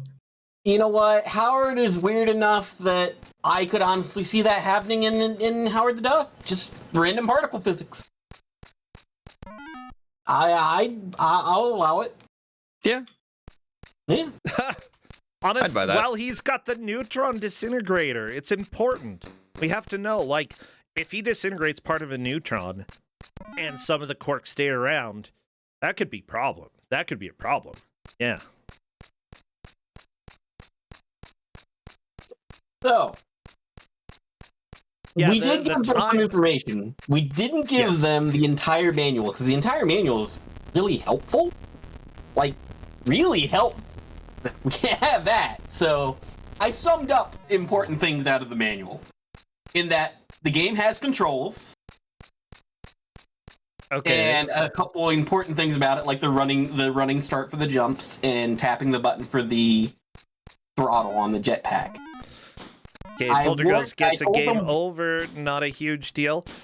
Once you have all of these mutants surrounding you, is there any hope of getting away? How do you get through them? Do you just have to bait them out? You're pretty much a goner at that point. Okay. When you're playing Howard the Duck for C64, there is an no interesting scenario where there's a bug in the game that they actually mentioned in the manual. They say if you are by a tree and you get surrounded by the mutants, they won't kick you up, they won't game over you. They'll just hold you in place. I'm assuming this is because in order for it to trigger the game over, it needs all 4 of them to be around you to kick you off. And since you're next to a tree, you only get 3, so it never gets handled, but you're stuck. Okay. So the manual actually says if you're by a tree and they're holding you in place, just reset. Yeah, that's fair enough, I guess. So I mentioned that to them because that's kind of important. We didn't want them to get stuck and just sit there waiting to expect to die and not. And I told them what they're actually supposed to be doing, which is, first off, get the jetpack. Second, head to the volcano. Third, defeat the Dark Overlord. And fourth, stop the volcano from blowing up. So, unfortunately, like, there is a whole diagram showing that per difficulty, there are different number of hits to kill the mutants. 3 kicks or 2 punches on this difficulty will kill the mutants. So, that's the thing. Oh my gosh, I can't believe that, like, there are actually lives in this game. However, they don't matter when you're playing on expert because you only get 1 life. Okay, there we go. Genie, killing one of the mutants, good. 3 kicks, that does it. So you just have to get there quickly, and you can, I believe, when they're stunned and showing red, that gives you a chance to run over and stomp on it, but in expert, they recover so quickly. Yep. It's not easy, as we can see by the fact that they're just and he just instead of trying to stomp on the mound, they just decided to run past it, which is the safer option for some of them. The one that they're coming up to, it's a lot harder to run past. Yeah, I think that Genie luckily has figured out pretty well how to do the battles, which is good. Absolutely necessary because of how quickly they respawn. Which, because we are playing on expert difficulty, it does have a respawn time of faster per the manual. However, they only spin around for a short amount of time. When things are getting tense and you need to take a break, just pause the game. I like that advice. Genie on to the screen where Polterghost is. I think this is about as far as Polterghost has made it before. Genie is a lot better at the combat right now. Very much so. They haven't seemed to have noticed how stomping works, which is... I mean, if you can get past them, then that's going to be fine. Genie currently in the lead by just a little bit. Wiggle that butt, yeah. I have a question. What mechanic is there to be known about stomping? That seems pretty straightforward. How do you stomp? You just run up to the anthill there and tap the button, and you stomp on it, and then they can't spawn anymore. I see. Okay. Yeah, all you have to do is stand on the mound and then push attack. Ooh, Genie unfortunately got surrounded. There we go.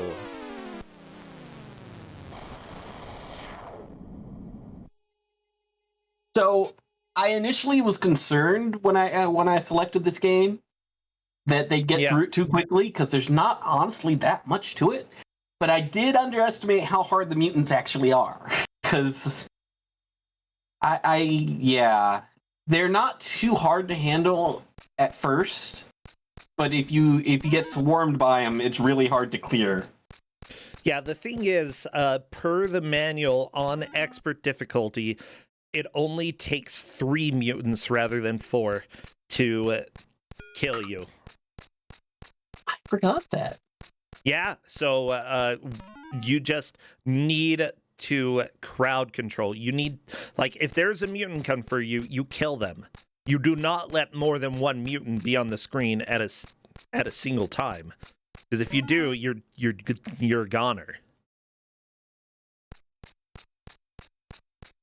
Yeah, once there's too many, you have to kind of take a step back, run away a bit, so that they come at you one at a time, so you can fight them and try to get them back under control. Yeah. Okay, there we go. Genie getting across the water onto part 2 of the island. Polterghost getting close to the place where they died the last time they were playing. I think that as long as you take things deliberately and do not try to rush, despite the timer at the bottom, then that's good. Now, Dana, you had them play on expert because you said there are extra levels? Yes, there's a stage beyond this. It's not just wandering around this island. Unfortunately, it looks like Polterghost is going to be dead very soon. Yeah, that's looking unfortunate. Yep, it appears that as soon as they stop spinning, they get all of their health back. What? Wow, that was good. Managed to clear them out of the way. Okay, yeah, Polterghost, I think, cleared the mound good. I think if one of the players does that on accident, they'll essentially have the mechanic figured out. There we go, Genie thrown off the island. That definitely gives Polterghost much better chance of taking it, because Genie was in the lead, I believe, until just now. So per the manual, you cannot kill any of the mutants unless they are all spinning. Correct. That's dumb. That's a little... You have to get the entire group spinning to take any of them out? Yep. Yes. That's an interesting decision. If another one spawns while one is next to you, does that just mean that you can't kill the one next to you? Correct. It's extremely obnoxious. I wonder if that's a bug. It has to be. Like, it feels like it is a bug. Wow. Yeah, Polterghost has taken the lead back for sure. Oh, Cadis is also pointing out that advanced difficulty has all the levels, but too bad they're playing on expert. Yeah, I mean, I could have just given them advanced, but why would I do that? This is grand finals. Oh, is this one of those games where they lock off later content through difficulty? Like if you pick easy, you just don't get to play 2/3 of the game or some nonsense? Yep. Back in those days, it was real popular. Yeah. Good game design. They said, well, other difficulty. Yeah, how do we make it harder? Add more stages. But that means you don't get the full game if you play it on. You're too bad. I mean, there is a certain difficulty to endurance. Being willing to tolerate awful things certainly is a level of difficulty. See, I'm a little bit concerned, by the way, about Genie, because Genie, generally, when they find a strategy that works, they'll stick to that and not try anything different. And because of that, the mounds could become a big problem. Yeah, that can be dangerous.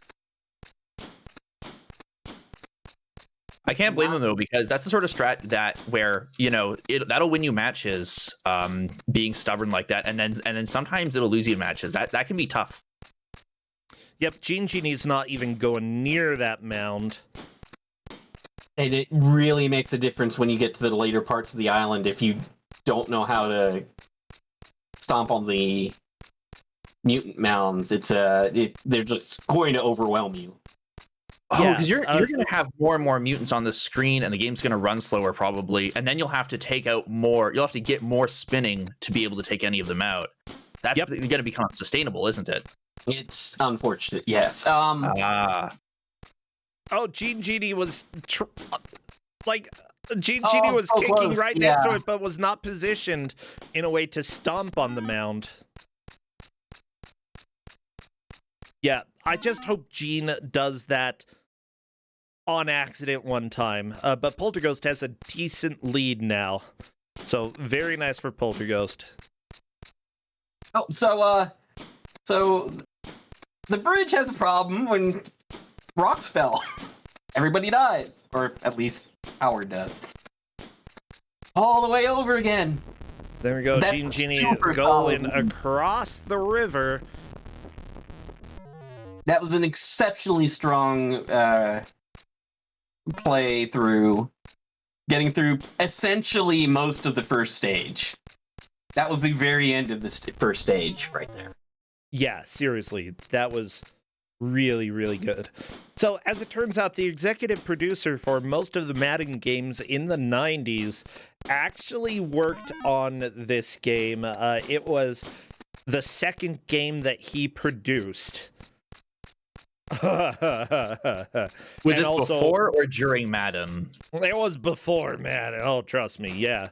It was a good 4 years before the first Madden game came out, so that he worked on, yeah. But yeah, you can go ahead and say John Madden endorses Howard the Duck. You could say that. Yeah, it's a lie. That would be an interesting statement, but you could. Yeah, I'd say it's acceptable. Go ahead and say that, everybody.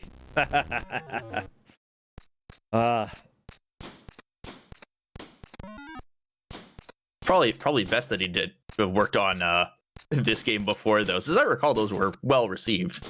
So. Oh no! I can't imagine the damage this would do to your job if you did now. One of the people in charge of this, designing the game, actually was the project manager for Bart's Nightmare for the Super Nintendo. Wow! That was made in Utah. Was this made in Utah? I'm curious as to if this game was in development during the movie. Like, did they know? Like, how long had the movie been out? Like, did they expect this to be an actual, like, good property for them? Like, did they expect this to make money based on the name alone? Or had the movie already come out and everybody was like, oh. Okay, so the movie actually, let me see, when did it come out? It came out in 1986. This game came out in 1986. So it was probably a game planned for the release of the movie. Yeah. Great. I mean, that's the way that you market it, you know, tie it to the release, and if the movie ends up being a success, or if at least everybody wants to go and see it, everybody is also gonna be curious about the game. I'd say that it was probably a good choice management-wise, but unfortunately to this release game... This? Well, I mean, to, like, plan the release of the game with the movie. Oh, sure. Oh, definitely. It's a shame that both things were what they were. I want honestly, to say if the this movie might come be out, better than the movie. I mean, I did rewatch the movie like last year, maybe the year before. It's not too long ago that I saw it again. Oh yeah, it's still terrible. So, what happens in the movie? Apparently, he lives on Duck World. Howard the Duck lives on Duck World, a world inhabited by ducks, specifically anthropomorphic ducks. But for some reason, his chair just kicks him out into space, and Howard flies to Earth and immediately encounters a woman being attacked by thugs. He uses his quack fu and destroys them. So great, that's how he meets Beverly. Some people were saying that it was probably started development about the same time. I will point out that the graphics in this game, at least for the intro scene, directly look like the movie's version of Howard as opposed to the comics. So there's definitely some, at least back and forth between the movie and the game. It's likely that they were given a previs of some stuff that was in. Like, I know that happened with the Traveler's Tales Lego games. They were given a previs of the third of Revenge of the Sith, which had not yet come out when the first Lego Star Wars was being made. Yeah, they tend to do that a lot. Well, like, if you're going to make a game based off of a movie and have them release at the same time, you gotta have a preview. You have to. Yeah. I can't imagine this game would have been made after the movie came out, unless they were like contractually obligated to make it or something, because like who would make a Howard the Duck game after the fact, right? After seeing what a train wreck the film was. Honestly, reading through this, the synopsis of the movie, it really feels like sort of similar plot points or twists that the B movie had. Like, there's some weird, like, they make Howard the Duck the manager of the band. Why? I don't know. But apparently, after he beat up everybody in the concert, like, where the band was performing, they made him the band manager. And it doesn't make any sense, but that's just what happened. Well, you see reasons. With a capital R, reasons. Exactly. Okay, so there is a point that Dr. Walter Jennings gets possessed by a life form from a distant region of space. The creature introduces itself as a Dark Lord of the universe and demonstrates its developing mental powers by destroying the table, utensils, and condiments. A fight ensues when a group of truckers in the diner begins to insult Howard. What? He just beats up truckers? Yep. Because they insult him? Probably like, hey, duckface. Quack, quack, quack, Poltergeist almost made it, but got held up right at the end of the bridge, and then while trying to fight the mutants off, got hit by a rock and died. So is life. So is life. I mean, look, that's happened to me in Elden Ring, okay? Yeah. Clearly Elden Ring took inspiration from this. Something like that. Clearly.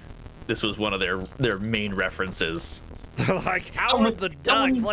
Let's make a new Howard the Duck like, you know? Someone did earlier mention that this puddle jump is definitely harder than anything that they had encountered in Elden Ring before, so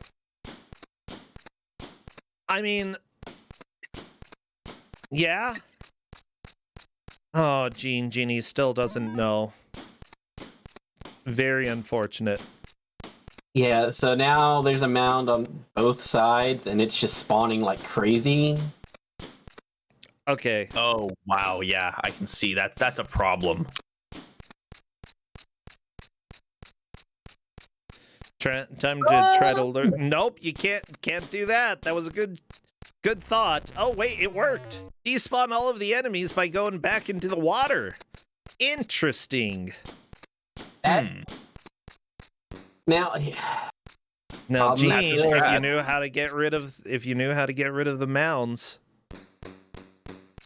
or just get the enemies to spawn on the left, that works too. I did mention in my instructions that stomping is a thing that you can do.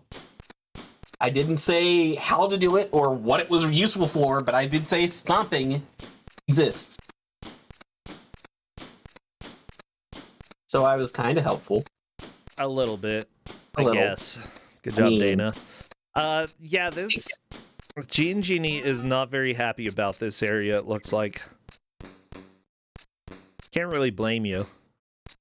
Yeah, this part's rough. It looks like there are two enemies that spawned on the left side, which means that Genie technically cannot be killed by these enemies at this moment. That's such a strange bug. I wonder how that came about. Which bug? The whole thing about it not being able to be killed by the Maybe I misheard earlier. I think it's an intentional mechanic. If there are 3 mutants that get you in this difficulty, they will throw you off the mountain. However, with easier difficulties, you can survive up until 4 surround you. But if 3 surround you against the trees, there's likely no chance you're going to be able to kill them fast enough to get out.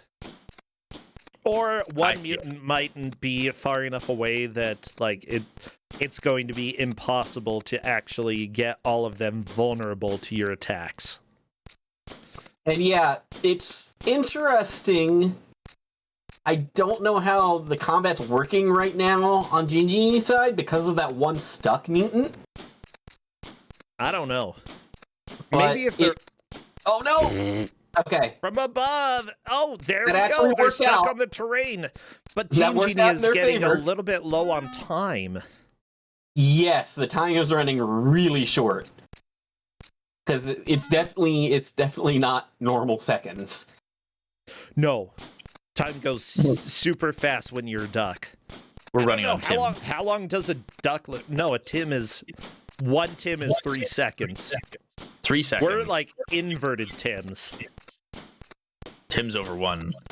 By the way, I have a question. I've been thinking about this a lot lately.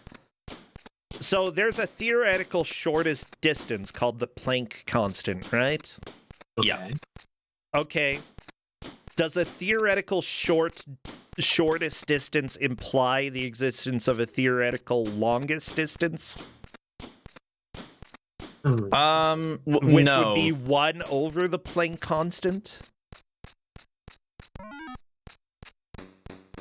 I don't know that it would necessarily be 1 over the Planck constant. I'm not certain that the theoretical. I don't think that the existence of a shortest possible distance necessarily implies a longest possible distance. But I feel like math-wise, it's not to say there couldn't be one, but I don't think it's the boulder! necessarily implied. Genie dead! Unfortunately, the boulder got Genie. Do you just have to jump at the right time? Or dodge You just have to left and right dodge it. Oh. That's not really how the physics works. Like I'm not qualified enough to give you an explanation of why, but I'm not saying there isn't such a thing as a longest possible distance, but it's not such a thing would not be necessarily implied by a shortest possible distance. Yeah, I'm just... And that's a good point. 1 over a distance isn't changing short to long, it's turning length into a rate. Right? What?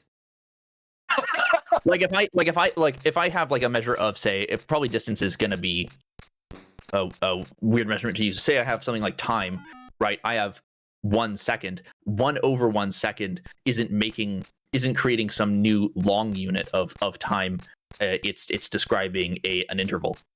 Oh yeah. Actually, you're completely right that considering that it would be like 1 over blank meters, which doesn't really make much sense. Yeah, you're right. Okay. Because you got to consider that the units of that are not measured in meters, but they're measured 1 over meters. Yep. And that's 1 something over meters. It's been a while since I've done any kind of analysis of that sort. Oh, man, you're making me want to get back into like doing math. I want to do that too. I want to do some math. Everybody. I got a math minor. I'm gonna pass. Do you? Yeah. I miss sound doing surprised. that kind of stuff. You sound surprised. I like math. No, that's. I guess I'm just sort of surprised because I guess I sort of figured that your education would be more like in line with what you personally teach, but I guess it's not that surprising. You have a math minor. What's your major? I did get a master's in English. Right. Okay. Yeah. And that most sort of people makes don't do sense math in English. Yeah. I'm one of the weird ducks out there. Not as weird as Howard. I don't think anyone could be as weird as Howard. Highly unlikely. I don't know. What about the It mutants? would take a lot of effort. Yeah, honestly, I feel like I just like objectively I'm better at math than I am at English. And I think that's why I wanted to go into English, to like sort of challenge myself, but as it turns out, there are fewer jobs in English as well, so...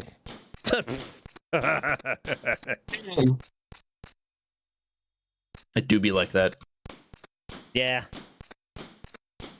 I don't know. That was sort of my approach. I wanted to end up being able to do something that had creativity involved, and yeah, there is creativity in English. I was originally going to do music, but moved away from that because my parents were like, "Nope."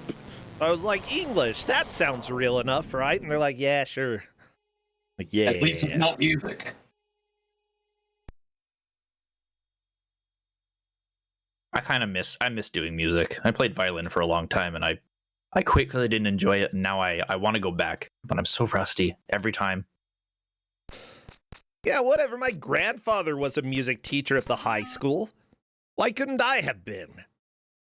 I never used that argument. Dang it! Tempestrol, I missed my chance. I'm 36. I have to invent a time machine and go back. I finally thought of the comeback. Ugh. Little late on that. I'm a little late on that. Yeah. A little.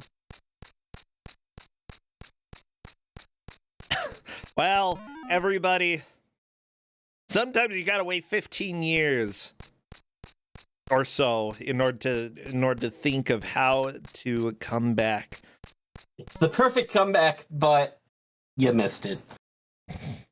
Yeah, I'm by so a glad little that Howard bit. the Duck could inspire these kinds of conversations. Thank you, Howard the Duck. I'm not going to start a crappy band, okay? I have been paid to compose music, though.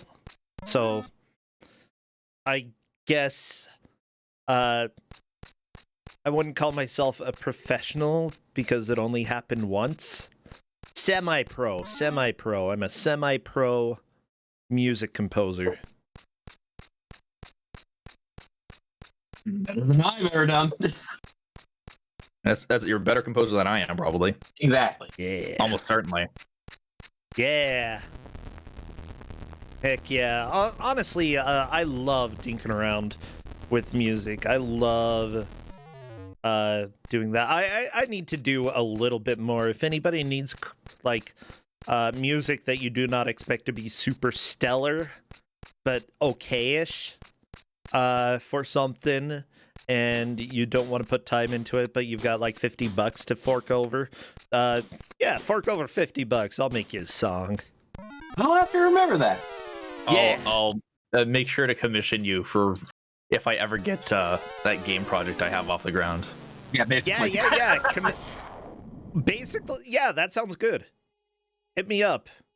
$50? Yeah, that is I'm giving you the best value, okay? It is extremely good value. Extremely good value for money. No, I would make music much better than the Demon Rush Amazing Toaster. I actually know how to use software. That's a pretty low bar to surpass. Let's be real. But it's a good bar to be able to surpass. Yeah, like I can easily surpass that. That and like the music that I composed was for an RPG that never actually got finished. So I don't even know if the music is in existence out there, but I made some overworld music. I made sort of a sewer theme. Yeah. I mean, that is the fate of a lot of games. I can also, because I have been classically trained as a pianist, I can do things that sound very much like classical music, but isn't just ripped directly off of like Bach or anything. I think Poltergeist may have this now. Yeah. The tricky part is right at the end where they start spawning the enemy. So you're stuck fighting the enemy and the rock hits. Okay, now Cornden, I will say that the movie that I was in, I did not get paid for. Unfortunately. Hieronymus Boss heck. Yeah. But I have been a professional improviser, legitimately got paid and made money improvising, so yeah. I've had Getting weird jobs. past the end of the bridge is so difficult. Yeah, that, like, I don't know if it was that a boulder that killed Polterghost? Yes. The boulders are what do? What do? What do indeed. Also, Jiggly saying, no, classically trained. I insisted learning how to play Chopin and Beethoven. I did not want any of that weird new age music that my sister loves. What do you define as being new age? Sorry, Essentia. Like by that standard, it sounds like Eric Satie is considered new wave to you. No, new age. Specifically, new age. Okay, that's different. New age here. Piano music. Who am I thinking of specifically? Who is it? I mean, there was John Schmidt, David Lanz. Okay. And I didn't really care for them. No, I cared more for Chopin and Bach and Mozart and fair. Like, no, I don't like Tchaikovsky. Tchaikovsky's music is too rigid and boring. Yeah. Basically, new age music is, if you could put a pan flute in and it sounds normal, then that's new age music. Don't diss the pan flute. The pan flute's a good instrument. Yeah, but I'm not saying that's bad, but if it's piano music that a pan flute would go well with, that's new age music, and I don't want it. I'm trying to imagine a composition of that sort. And I'm gonna say, like, I don't dislike new age music. I think there's some skill in it. It's just that it is not my jam. Fair. But could have been your Marmalade. I do not hate pan flutes. I would play a pan flute if I had one. Get me a pan flute. And then give me $50, I'll write you a pan flute song.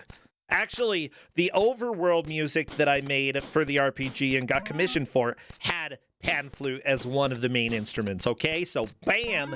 Take that. I bet Bro would definitely Genie has learned to stomp the mound, I think. Or at least accidentally stomped it. Good. That will help a lot, possibly. Possibly. I mean, Gene has gotten all the way to the bridge. So, the knowledge is there. And the... Oh, there, yeah. There we go! Yeah, Genie! I'm so happy that Genie has finally figured out one of the key mechanics this far into the game, and now is waiting for as many of the mutants to spawn over to the left as possible. Stomp that hill! I think Genie's getting back to the bridge this run. Easy peasy. Very nice. Love seeing that sort of progress. So it all comes down to who can cross the bridge first. And they've both been to the bridge. Polterghost has gotten there quite a few times, but... Oh, I forgot. I've actually been paid to play music at a wedding as well, to play the piano at a wedding. So, yeah, there you go. I'm going to go ahead and add professional pianist to my list of things that I've done.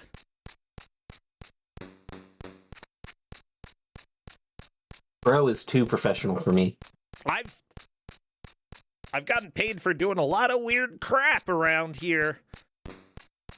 I mean, heck, I get paid to watch Howard the Duck for Commodore 64 for 1 hour as Genie and Polterghost duke it out. I mean... It is a pretty wild to think about. Just how like entertainment jobs exist in this kind of streamer space. Doesn't make the you kind much. of stuff that you will do. Well, fair, but it's interesting just to like, yeah, you are getting paid to do that. That's amazing. Yeah. I'm really enjoying this match, though. Like, Genie and Polterghost. Like, yeah, this game is not very fast-paced. And honestly, we're barely talking about the game at all because guess what? You're doing the same thing for an hour. Yeah, we've seen everything so far that it's had to offer for a while. Yeah, I don't... We'll have more to talk about if they can get past this bridge. Promise. But until then, I guess it's music and physics. We're just all over the place today. All the important topics. So this is a really difficult situation Gene's gotten themselves put into, where they're trying to defeat the extra mutants that are stuck there. I think they're stuck. I'm not sure you actually need to kill them. Oh no! Okay. I was worried that they'd gotten stuck by the tree, but it looks okay. I think they just have to charge the mound and try to clear it instead of messing with that extra one. Oh, but they got that too, so... yeah, it's gonna work out. We think. There we go, Genie kicking that mutant in the face. Gonna try to kill the mutant as soon as it spawns before stomping the mound. Good. Now you just gotta dodge the rocks. Go to the right. Go to the right. Okay. Okay. Go to the right. Okay, you're good. You're good. No! Rock to the face. About as far as Poltergeist had gone. Like, honestly, this match could end up being based off of pixels, depending on who manages to cross the bridge the most. I'm not saying that's going to happen, but there is a possibility. I think either Poltergeist or Genie will beat the bridge soon. I think it's going to happen before the match is over. I think Poltergeist was hoping to try to despawn the enemies there, and it did not work at all. Nope. Jeez. Oh, yeah, these boulders are just...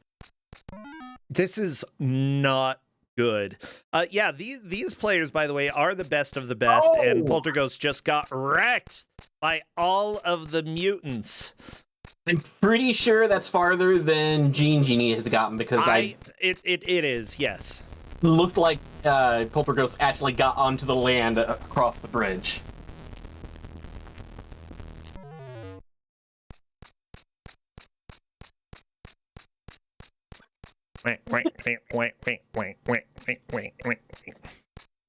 I've never had a job that... No, JK, I sort of have had a job that may have had ducks involved. It definitely had chickens involved. What job? The post office. Let's just say the things that people mail are sometimes weird. Was it alive? Well, yeah, they sent live chickens through the mail. I'm very concerned. Apparently, it's not too uncommon. They're just chickens in boxes, and there are holes in the boxes. Yeah, it's weird. I don't think you should ship chickens through the mail system. That does seem pretty dubious to me. It's weird. Yeah. People are saying that mailing live chicks was incredibly common. I'm pretty sure these were full grown. They were not cheaping. They were balking. There's a difference between a cheap and a balk. Okay.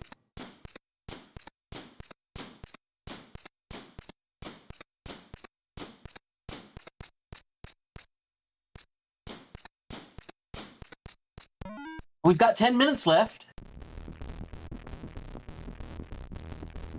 I really, really hope that somebody can cross the bridge. Yeah, by the way, how do you punch rather than kick? So, I believe it's kicking. I might have them swapped, but the point is, if you are holding a direction and you press the button, you will punch. If you are holding the button and do a direction, you do a kick. Oh, it's one of these games. Honestly, I love that. It seems like kicking is easier to do.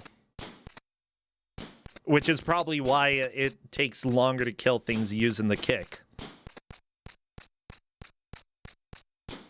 Genie getting greedy. You're getting greedy. And is generally ignoring it.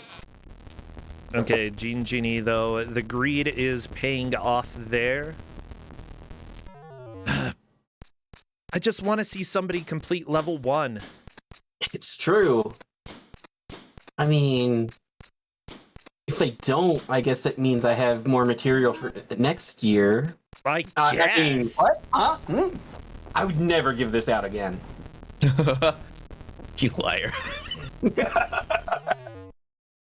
I would. This game is horrendous.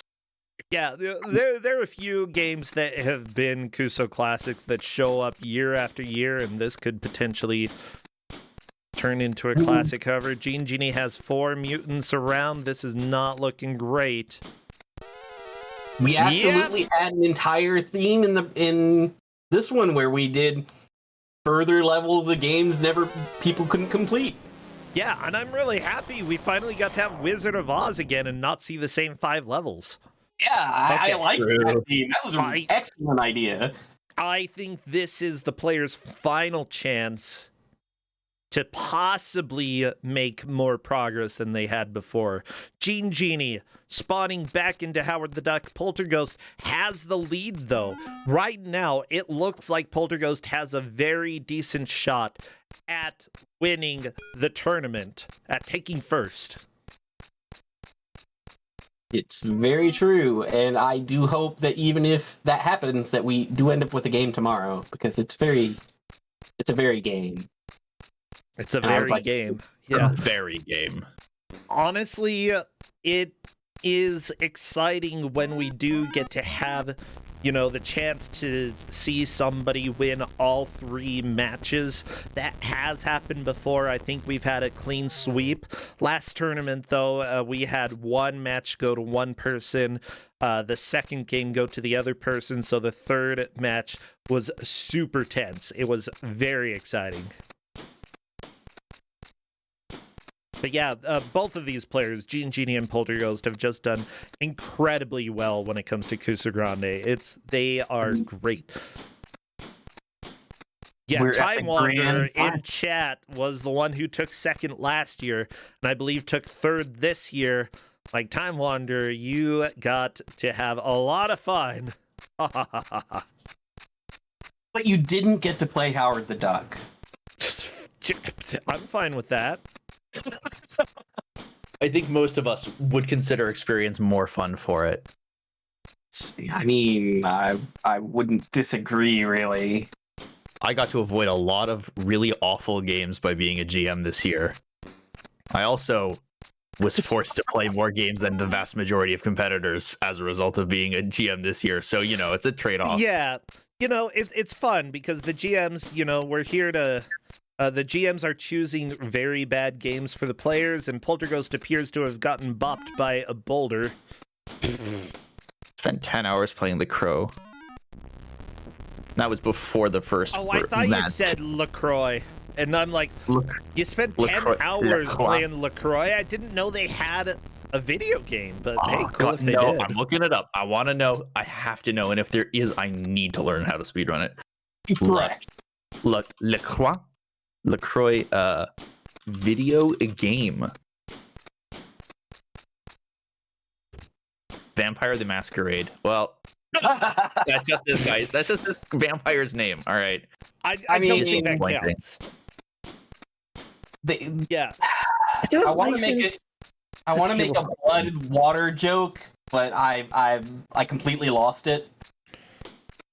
A water joke? Something about how like blood is thicker than water. You could relate that to how like LaCroix is functionally water. There's a joke to be made there, but I can't. I would carbonate my blood if I had the chance. A joke that could be made. Yeah, I sort of dig it out of the hind brain that's sort of trying to create it here, and it's not coming to me. I mean, carbonated blood. Can you imagine how tingly that would be? No, if it runs through your veins, you just get the tingles all over your body. It's like full body ASMR, I guess it'd be like kefir, right? Sort of like I don't know if you ever had that. It's like a yogurt drink, but it's slightly fizzy because of the natural carbonation from fermentation. I'm really just wondering how bland a game it would end up being. It's like drinking TV static. Ooh, yeah, that's about right. Yeah. I love the LaCroix flavor dishes that people come up with. Like it's like somebody's describing a flavor to you from another room. Like the Honestly, memory of a burp you had last week. I'm fine with that. You know, you don't need strong flavors. Subtle flavors are fine. I don't mind subtle flavor either, but LaCroix tastes like worse than water. I would rather have water. You would rather have water. I'd Water is rather have amazing. water. Water's great. I love water. Yeah. I was a Like, big I don't fan of drink soda Waterboy anymore. back when Adam Sandler made that. It was a great movie. Water. I find that hard to believe. Water sucks. It really, really sucks. Yeah. That was the Fonz. Okay, the Fonz got to play the part where he's saying about water sucking. Henry Winkler? Oh my god, he was in this movie. Yeah. He's still alive. Oh my gosh, the episode of Seinfeld that I watched last night had Wilford Brimley in it, and I'm like, oh my gosh. I'm so loving happy. all the descriptions in chat. Incredible. Of the flavors. Yeah, Adam here's the Sandler deal. is a comic genius. Jeff. I think at one time he was a comedic genius. I wouldn't necessarily say that's true now. Oh, Gene Genie! No, Gene Genie! Faked out by the boulder. Got boulder faked out, and unfortunately, that is going to be the end of Gene's attempt. We'll go ahead and let Polterghost play out this last run, but other than that, we have our victor, Polterghost, winning Kuso6rande 6. That is incredible. Strong play today. Very, very. And Polterghost was coming in from losers bracket, right? Yeah, or was it the Polterghost other way came from around? the losers bracket, correct. That's playing under pressure. I know, even though you would have forced Gene Genie to play to win 2 matches anyways. Like, still, that's playing under pressure. That's really impressive. Under pressure, pushing down on me, pushing down on you. Polterghost did it. I know, we're just listening to the silent sounds of nothing right now. Don't worry, I'll put up some music, okay? Victory Simon and music Garfunkel? for Polterghost. What? The sound of silence. I'm not going to play Simon and Garfunkel for them, no. Hey, here's a great victory song. Hello, darkness, my old friend.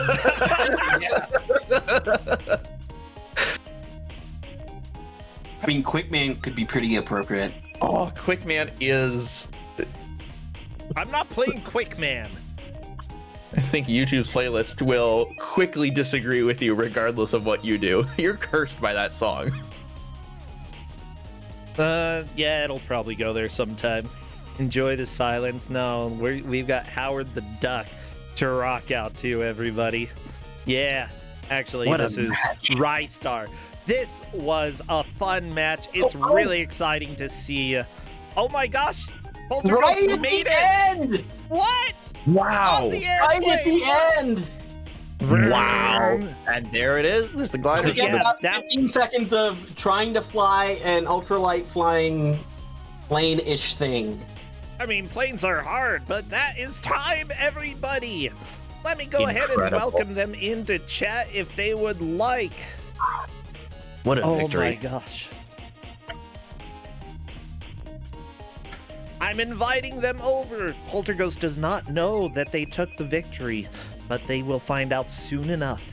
Hello there, Gene Genie and Polterghost. Welcome, both of you. Help, I have an airplane. I don't know what to do with it.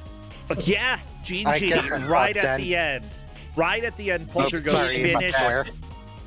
Oh, no, that's okay. Polterghost managed to get across the bridge and get into an airplane. And right at the very end, Polterghost still had a little bit of a lead on you, but that was a very definitive mark of progress in the last, 15 seconds?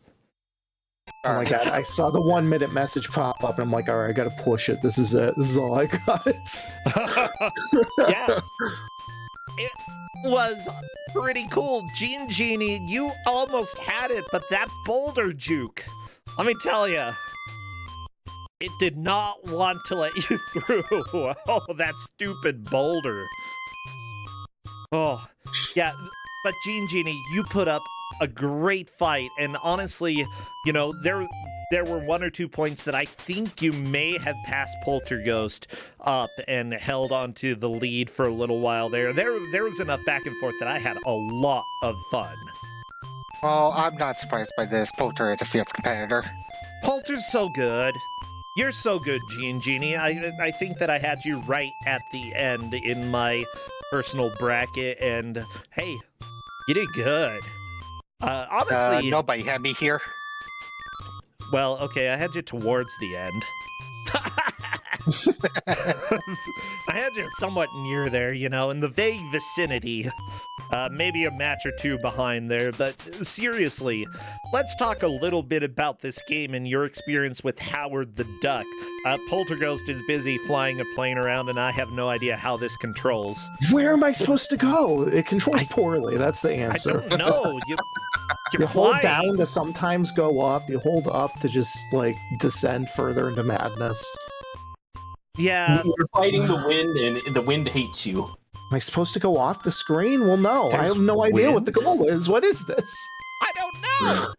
But yeah, Genie, what about head to a volcano? I don't know. I was at the volcano.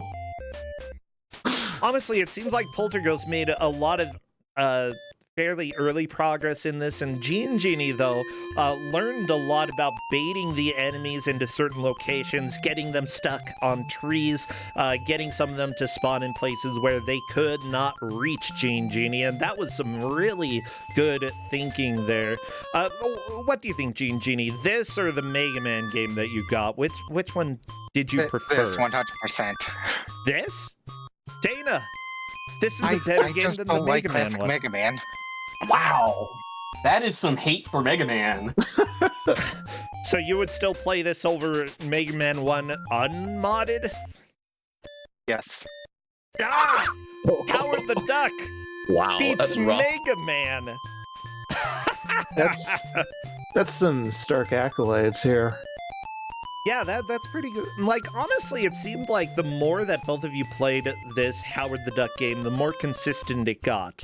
It's slightly janky, but it's predictable, I guess. Yeah, janky but predictable. I'd agree with that. Minus the boulders. Boulders are just janky. Oh, Yeah, those boulders are so janky. bad. But yeah, Polterghost, you take the crown. You are the big Kuso, I guess. I don't really have a good title for you. The champion. You're the champion. You get the $500. You get the Steam games. Genie, you get the consolation prize of $250 as well as the Steam games. And both of you, if you want Wicker Man, I will send you Wicker Man. Oh boy. Nick Cage. You know, I didn't experience any bees in this tournament. I'm disappointed. I'm sorry, there's an on and off switch in the volcano? Huh? What's happening? Why the bazooka? I guess you can turn the volcano off. What is happening? Why does Howard have a bazooka? Why is there a switch in the volcano? Is it commando now? What the crap is this? I'm glad you got here. God. Even if it was a little post game, I'm gosh. appreciating this. So the big question that I have for both of you, you know, Polterghost is the winner of the tournament. However, we did have this as a best 2 out of 3. And because of that, we still do have a third game lined up for tomorrow if you want to play, both of you. You do not have to, but if you both want to, then we will have that tomorrow. I'll leave that up to Gene. I don't really have anything going on tomorrow. So, yes, a third game tomorrow? Excellent. So now we get to see... For the viewers. Yeah, it looks like we're going to do it then. And then Polterghost, you will be fighting for bragging rights that you won 3 out of 3 for the Grand Championship. Otherwise, Genie could steal that bragging right from you. Well, okay, we will plan on that tomorrow, 2 p.m. Eastern. If for some reason that doesn't work for either of you, just let me know ahead of time and I will let our viewers know. Yeah, The theme for the final game, by the way, is robots. What type of robot? I don't know. I've just been told that this is a really, really, really bad game. I mean, we had robots earlier. I mean, yeah, technically the Mega Man game was robots, animals, and guns. It's true. But then again, this game for Poltergeist, you know, or Howard the Duck, you know, also has animals and guns. No Sure robots yet.